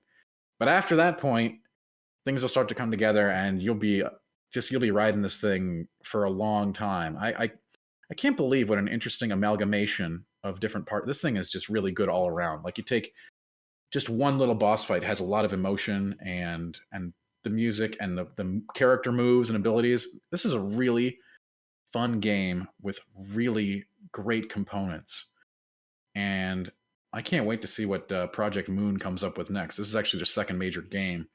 They made Lobotomy Corporation first, which is kind of like kind of like Cabin in the Woods turned into a game. This sort of is in the same universe, but it is a very different game. So I highly recommend this one, and it's on a bunch of different stuff. So go find it and play it. I think it's on Game Pass even. I'm going to roll around with it. But again, obtuse beginning. Everything after that, incredible. Sweet. Cool. And without further ado, let's get it. The number one. I know what it is, but I want to hear it. I know. I've been very clear about this. I figured if I planted my flag early, that people would rally around it. But sadly, we need more people to actually play this game. This is Returnal. This is the best game that came out this year. Yeah. This is a game that did things differently. It took a lot of chances. It took risks, something more games should do, or they don't have to. But I do like it when they can and when they're confident enough to do so. And wow, what a game! This game, I don't even know what I could. There are not a whole lot of bad things I can say about this game. It was a trip. It was a ride. It successfully made me interested in the story and environment of a roguelike game, and it brilliantly hid a lot of the progression systems so that you always feel tension. Although I think this worked to its disfavor for a lot of people who were playing the game who wanted to get into it. They feel like they're not making progress, or they feel like they're bumping off, and they put it down. Usually before the first boss, based on all the tweets I see, and that's not great, right? Because I get it, that part is challenging, but there are systems working in the background to make sure that you will eventually win. Even I would imagine you could win even without, like, you do not have to learn the boss fight. Eventually, your guns will just melt every boss. That's true for the entire thing, but the game kind of hides that, so you always feel like, oh my god, rip roaring edge of your seat action. I get it. It's very smart that way. There's a lot of very smart design decisions like that throughout Returnal that sort of like hide the fact, yes, it's a roguelike, but it also isn't. There's plenty of permanent progression going on. You just aren't aware of it a lot of the time. And that keeps the tension really high, which is cool because it's like a horror movie. And it's like a horror sci-fi movie. And man, great boss fights. One of the levels that I call up all the time. Everybody does, right? But Biome 4, really great. Like, just from the moment you step in, from the moment you leave, you're like, wow, this game is something special. Yeah. Anyway, it's wild that in a year where we got another Alien game that wasn't the best like Alien game, I feel like that was Returnal, that perfectly like captured what's special about those movies, you know, into what's here now. I also apologize for the semi truck that just barreled through the street. I was going to ask if you were okay. Yeah. No, everything's fine. So yeah, Returnal's great. I hope people get the chance to play it. I know some people have had, people have complained about not being able to get the PS5 or that it's only on PS5. Hey, I wish it was everywhere. Okay, that thing should be everywhere. Play it, enjoy it. It's wonderful. Yeah, definitely one of the first games you should get when you get a PS5. So cool. Dan Tack, thank you so much. It's a beautiful list. It's great to be here. Great to be here. It's good to have you. Mr. LeBlanc, you ready? I'm ready. Yeah, so coming in at number 10, came in last minute. Basically, we had a couple days off for Thanksgiving, and I went through 3 games, and all 3 made it into my top 10. So I had a big shakeup the final weeks of the year. Number 10, Death's Door, a game that I know a lot of people have on their list. A lot of people I know who have played it. It's on their top 10. You're a cute little crow in a world that's well designed and looks beautiful, and you're just playing some of the best combat in all of games this year. It's fast paced, it's fun, it can be a little brutal at times. I definitely screamed quite a bit at my controller, and that's okay. That's what learning is about. And yeah, that's my number 10 game. Number 9, I think I stand alone in this, Sea of Thieves: A Pirate's Life. It's an expansion, but like it's basically a whole game. Like it's like 10 hours of content. It brings in Pirates of the Caribbean to Sea of Thieves, which is the most obvious, like, where is this crossover out of all time? They finally did it. I really like Pirates of the Caribbean, the movies, the rides, kind of the history of the amusement park ride, and this expansion respects all that. It has the entire ride built into its story, which is good fun. And the only thing holding it back is that you have to play Sea of Thieves to experience it, which is not too fun by yourself. I need friends, Number 8, Resident Evil Village. Its placement on the list speaks less about the game, more so than the games in front of it. Like, I really, really, really loved Village. It was a really good time. Spooky, scary. Villains are great. Protagonist sucks. Final boss, one of the worst of the year. Hated that boss fight so much. Why do you have to dash in a game where there is no dashing?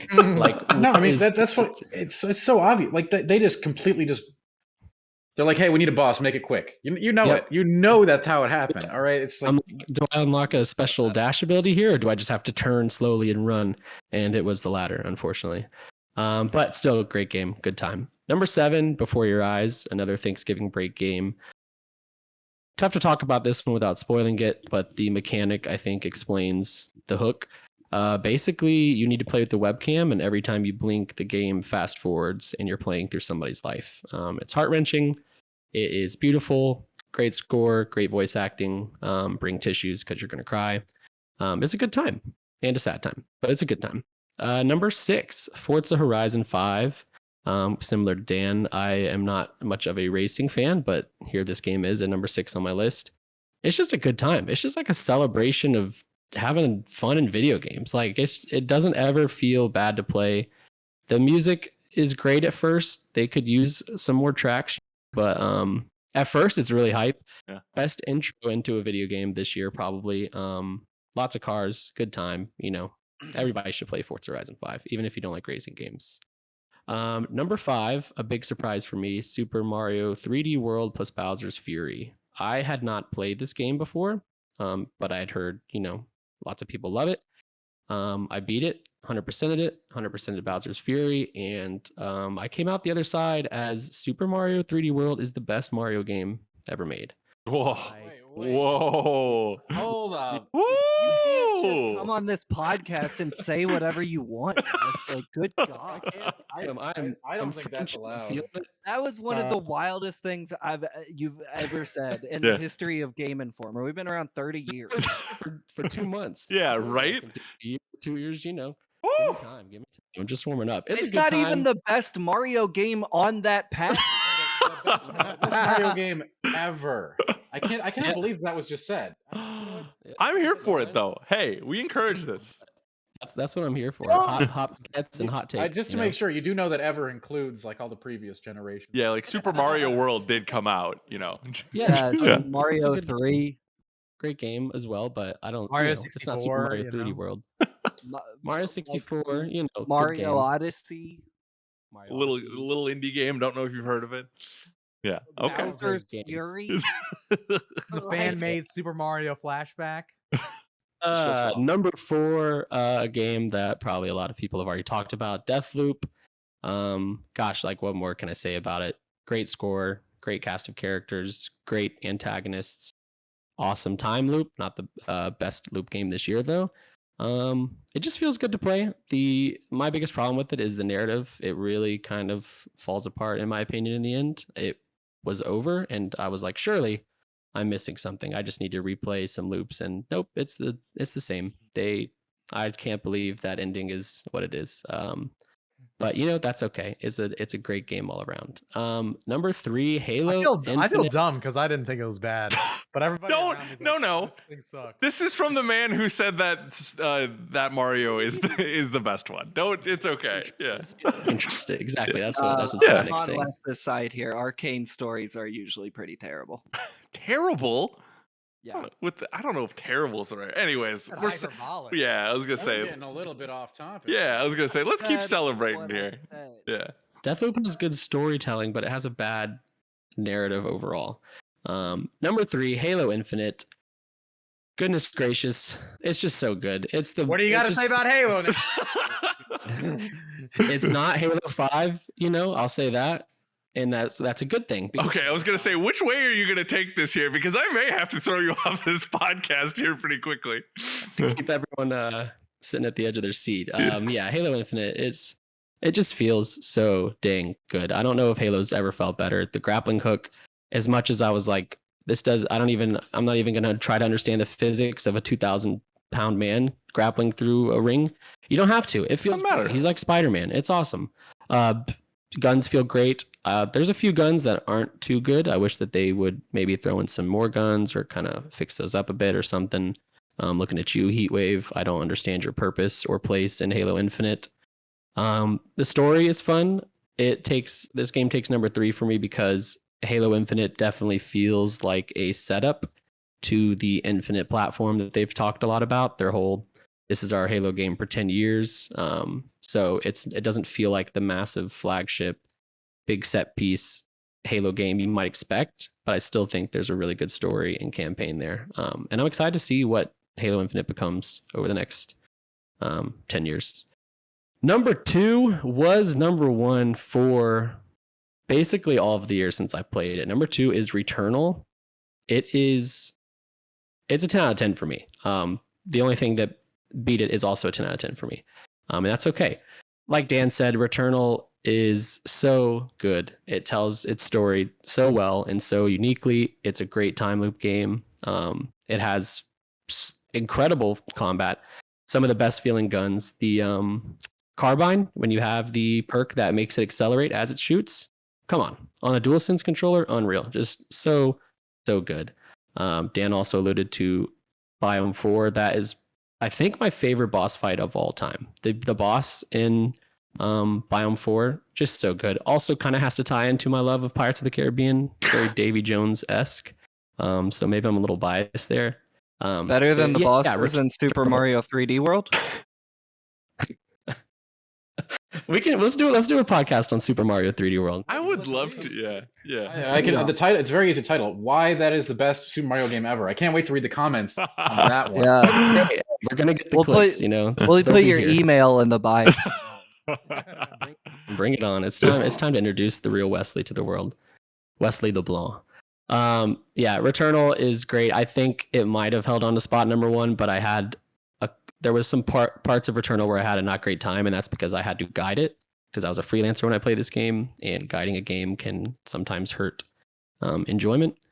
But that Returnal is number 2 on my list. Despite that, I think speaks a lot to it. It is a must play on PlayStation 5. Number 1, coming in hot in the last few weeks of the year, Inscription. Goodness. Wow. I cannot believe how overtaken I was with this game. I played it. I played for 7 hours straight, and then I woke up the next morning because I had to go to sleep the night before because it was very late. And I played for 5 more hours and I beat it. 2 sittings is not something I like to do with video games because it sucks, especially when you're playing on PC and you got to sit in a computer chair and it's not very comfy and you want to be on your couch in front of your nice big TV. I digress. Inscription, it's tough to talk about because what makes it so great is all spoilers, which if anybody else has talked on this podcast about it, they've probably already mentioned. But it's just so good. It's a great card game. It's a great escape room game, elements of horror, lots of thrills. It's got so much stuff going on in it, and the way it unravels its story and everything that it's doing over time is so fun. I constantly found myself surprised while playing it, and a game that can do that is Game of the Year for me. Cool. Hell yeah, I love Inscription. Great list. One of my surprises of the year. So, in a year full of surprises, this has been a really good year. So, Getting T right at the end of the year, I feel like it'd be on a lot of people's lists if it had come out earlier this year. Now listen to us. Go play it. You got winter break coming up. If you're lucky enough to have the break coming up. Thank you, gents, for your list. This has been awesome to get to know what everyone's thinking, what everyone's been playing, that kind of stuff. So we're gonna take a quick break and we'll get you housekeeping and community emails, and we'll be right back.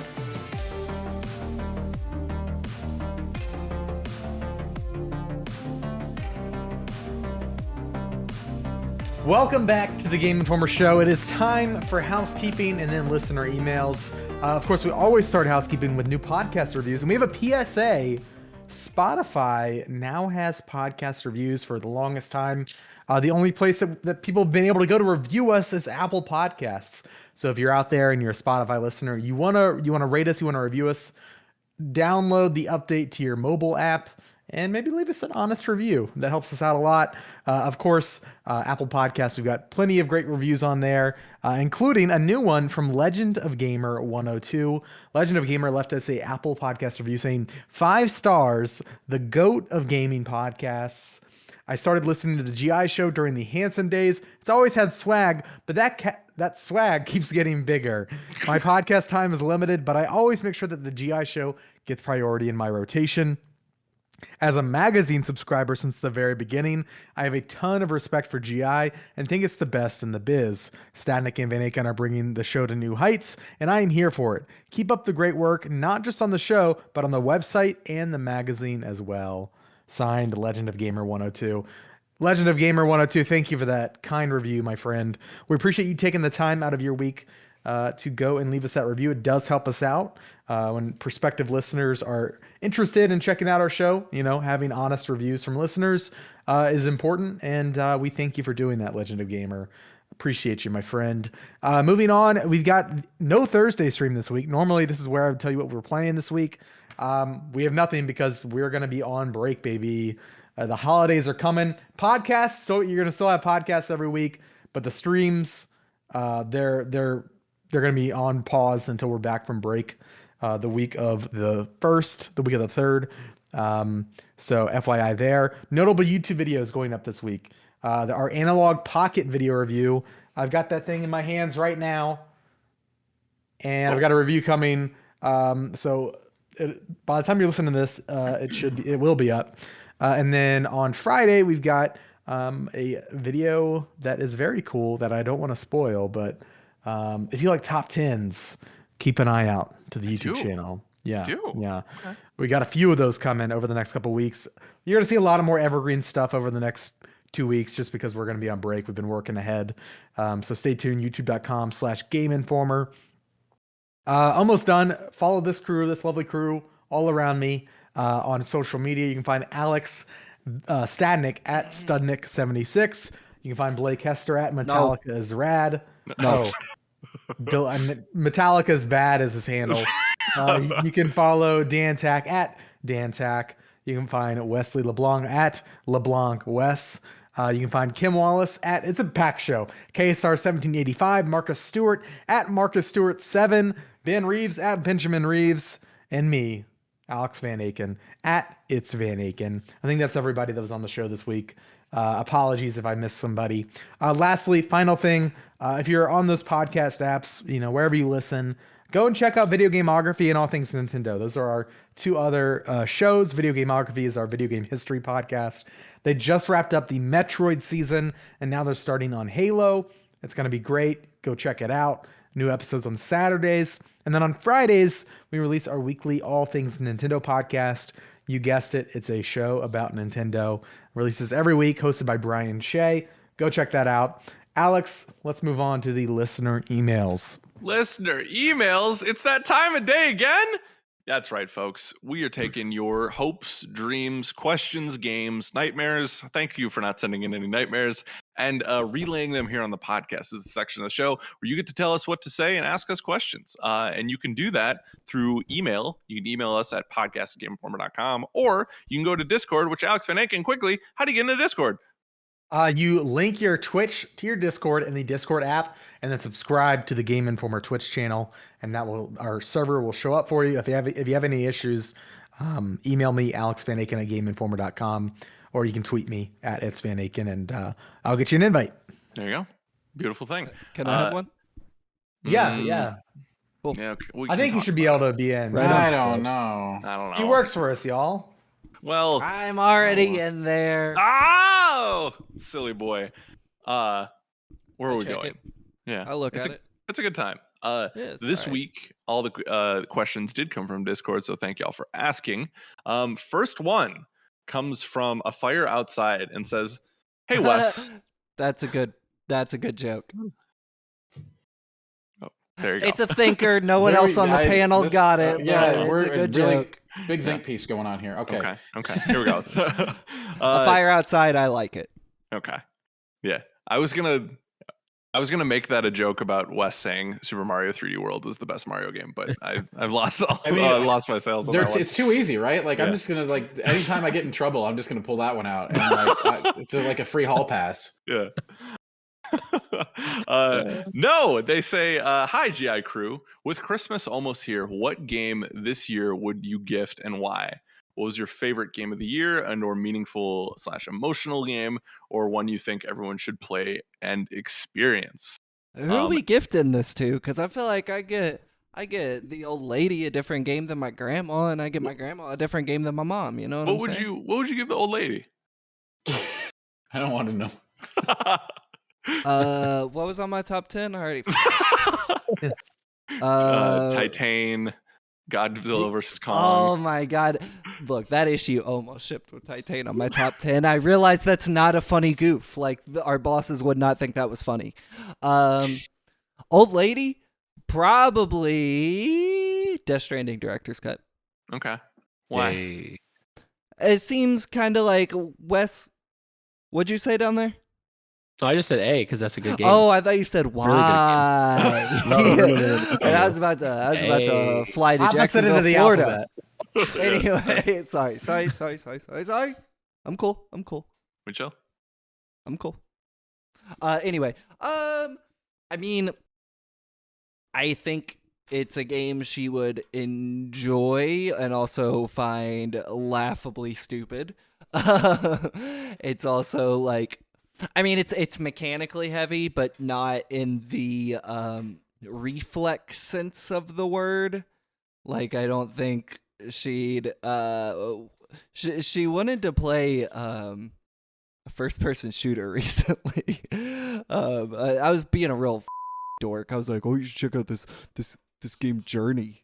You know, being a real idiot. Like, who cares? Like, she never read Kill Screen. Like, who cares? Games for art crap. She was like, no, you have the new Call of Duty. I want to play that. And I was like, all right.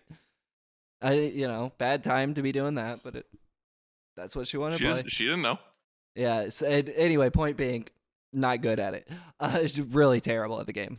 Just like probably the worst Call of Duty player in the history of. Wow.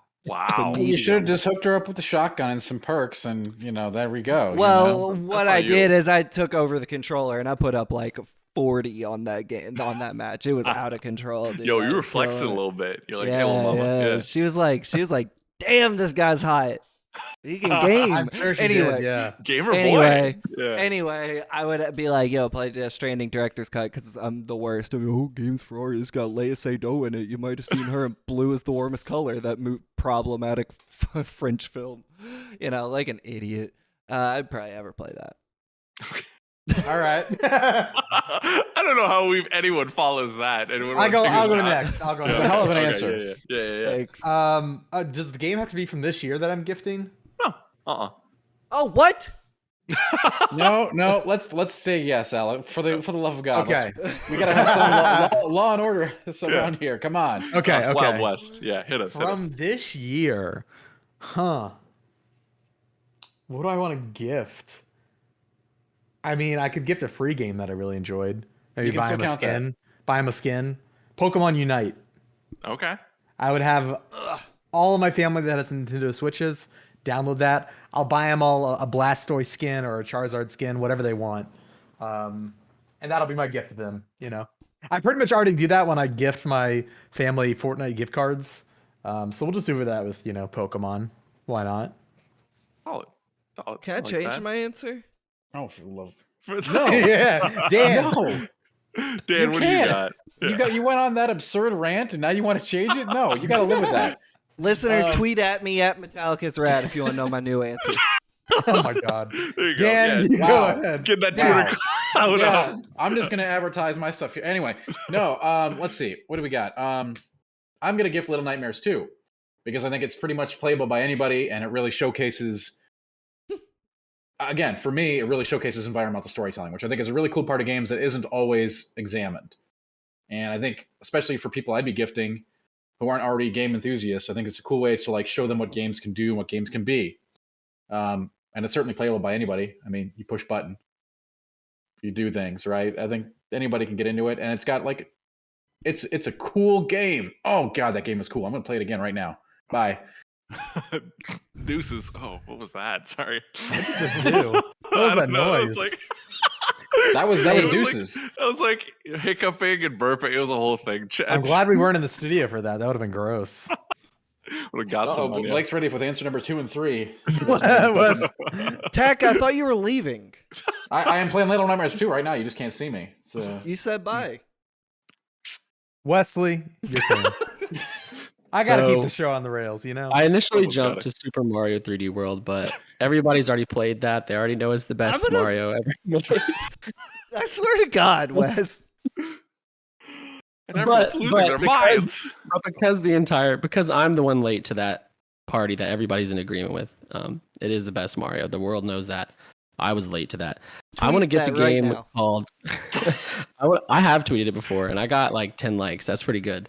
Yeah, you probably got those were bots. Those were bots. You got probably added to 700 new block lists. Tweeting toxic stuff like that. You're gonna appeal to the wrong base with that kind of opinion. Wes, what is your game? Okay, it's called Blue Fire. It's a little game that I did not see really any coverage of this year. And a lot of my friends play games already, so they've played the Halos and whatnot. But I would say, hey, play this game. You've probably never heard of it, but it's a really, really fun platforming action game with super, super hard challenge rooms. Kind of similar to Celeste, but in like a 3D kind of space. It's the kind of game where you die a lot. The game immediately respawns you right where you were, and you give it another go. It's a really good time, and more people should play it. Didn't make your top 10, but you're gifting it. Yeah. Is this like like a, you know? I said my friends, they've Is it already like a played fruitcake? A top fruitcake 10. gift? You know, the gift that you really, you know, it's like, hey, please eat this. Dan, you can like more things than just 10. I'm aware. I do like more than 10, but I'm not going to gift something that's not on my. You know, hey, we're just talking here. I mean, you should know that. We're just chopping it up, you know. Chaos. Oh my god, we need to go on break. Very nice, Wes.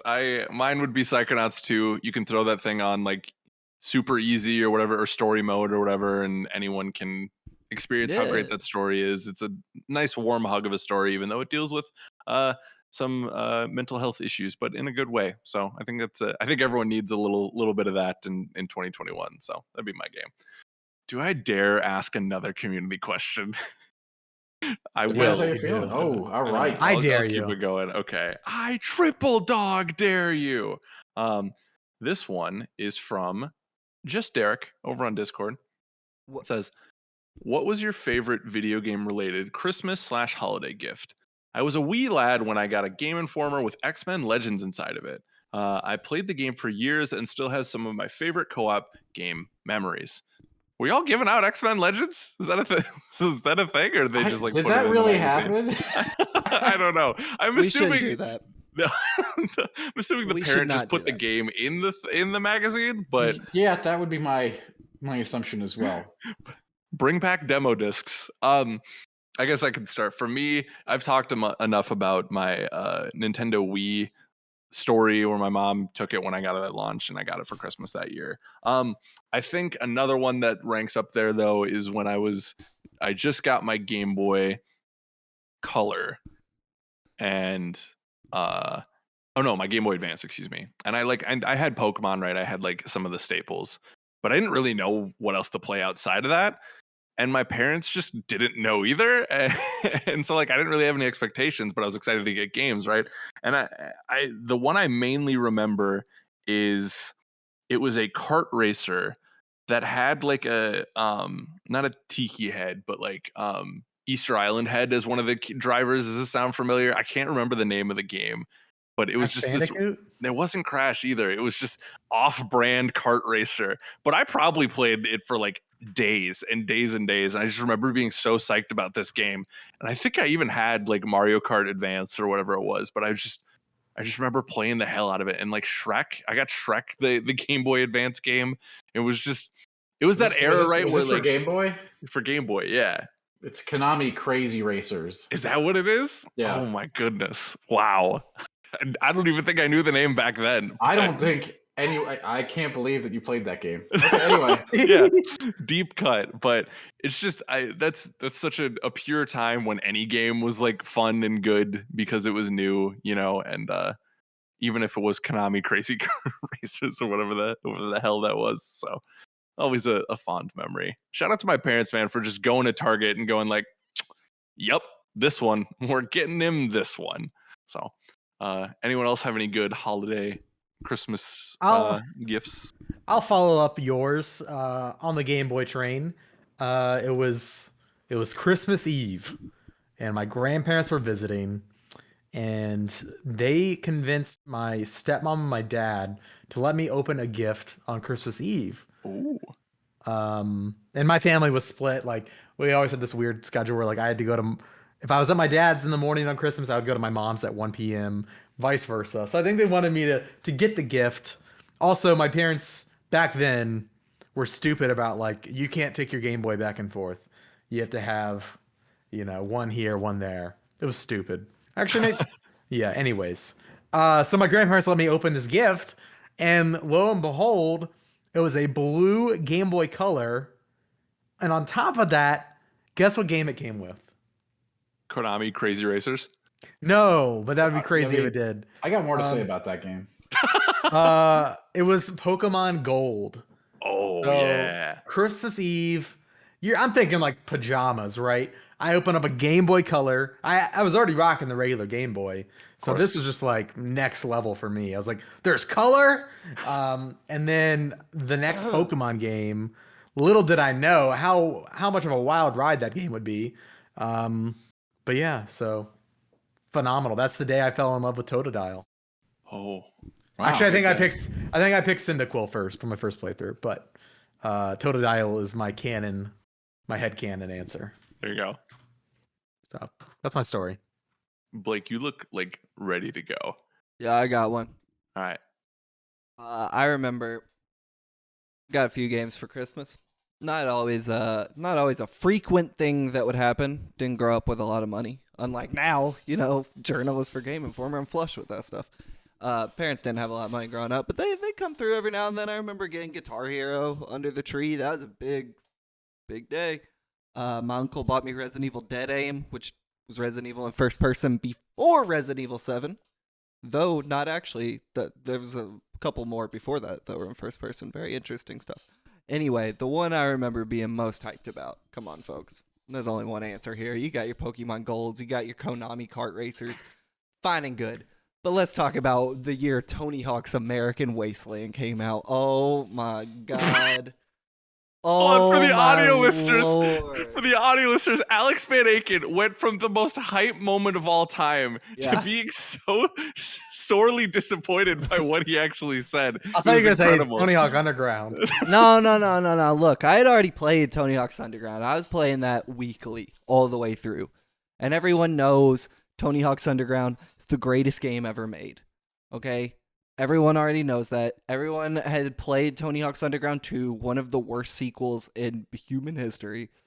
But here's the thing. Neversoft Entertainment, the mad lads over there. What's up? Shouts out to my boy Joel and Scott, all of those crazy dudes out there. They're like, no more loading screens. Open world Tony Hawk. And I'm like, to this day, I'm 27 now. And I'm like, are you kidding me? That is the coolest idea of all time. They put out a Tony Hawk last year. You know what that game had? Loading screens. Stupid. Anyway, open world Tony Hawk. I was so hyped. I lost my mind. I put that game in. The soundtrack was out of control. It's the only Tony Hawk game, to my knowledge, that featured a band from my hometown, Louisville, Kentucky. Shout out to the 812 Dirty Squad Emmanuel, who was on there covering a Stooges song. Because they had all the covers on it, which was so cool. Like they would have the original bands, but then they would have modern bands covering like classic hardcore and classic punk songs. So it was like Thrice, I think, was covering Minor Threat. My Chemical Romance did an Astro Zombies cover. The Bled did a Bad Brains cover. It was out of control. That sound. Alkaline Trio, my favorite band of all time, doing a Buzzcocks cover. Crazy game. The game's not that great. As I found out, there's the level where you have to do the Nodus spin over and over. You jam triangle. No, it's not that one. You have to pull the awning off the building. You jam triangle. I could not beat that level. I was stuck on it for weeks. It's terrible. The inputs were too fast for human hands. But I remember being the most stoked about getting that game. Shouts out to my grandma, Dorothy. Came through like she does every year. Got me Tony Hawk's American Wasteland. Special And shout out. I still have the physical CD of the soundtrack. Oh, that's really Great. cool. Yeah, it's on Spotify. Look it up. There's some awesome covers on there. Bangers. Saves the Day Absolute. covering Dead Boys? Are you kidding me, dude? Oh All right, my who's next? God. Get it out of That's here. crazy, dude. Wes, Taking let's Back hear Sunday it. covering The Descendants. And Sorry, only mine's 3 Offspring songs. let's Offspring see. wasn't on there because Tony Hawk's American Wasteland. Neversoft had a concept of what was cool and modern. Let's see. I was a PlayStation, Nintendo boy. I basically got whatever my older brother had. He was PlayStation, Nintendo. Didn't have an Xbox when it came out. My best friend at the time did. And then he got an Xbox 360. And for Christmas that year, I told my parents, "Can I please get an original Xbox? I don't even need the 360. I just want the original Xbox so I can play Halo 2. It'll be super awesome." Blah blah blah. I go out there. I see a box, looks like an Xbox, like the the wrapping for it and whatever. And I'm like, oh yes, the Xbox finally. I open it up and it was a 360, and it was a Oh. very, very, very fun time for me. Wow. Kind of blew my mind. I was like, I didn't even know parents could do this. Like, how can they make this happen? Dude, the 360, like, that's such a magical console to get as a kid. Like, you could have played Kane and Lynch 2 Dog Days. I don't think I played that one as a kid. Yeah, we you don't must have have- missed that one. We yeah. don't have to talk further. I was just using that as a setup for that joke. But Kane and Lynch 2 Dog Days, best game of the last 10 years. You keep crafting that Type 5, my guy. I'm excited to hear you on stage. Yeah, come see me at Acme. Yeah. Dan Tack, take us home for the love of God. I gotta go home now. First of all, I also want to know what Blake had for breakfast because I need that kind of high energy diet in my life. Anyway, Check this out. I don't eat breakfast. There it is. I don't Wow. eat Most breakfast. important meal of the day. There it is. She's actually starving, which is what's resulting. He's just in this. running on Right. adrenaline. Yeah. Sure. His Okay. body Anyway, shuts down. Unfortunately, I'm just like this. No special sauce. Yeah. No. so sadly, before I get this into is me. mine will be quick. I promise. I'd like to say that Konami Crazy Kart Racers was like Smash Brothers before Smash Brothers. It had all the Konami IPs in there. Like it had Did stuff it? from like Castlevania and Metal Gear, and I'm serious. I'm not even joking right now. I don't know why you made me think of that game.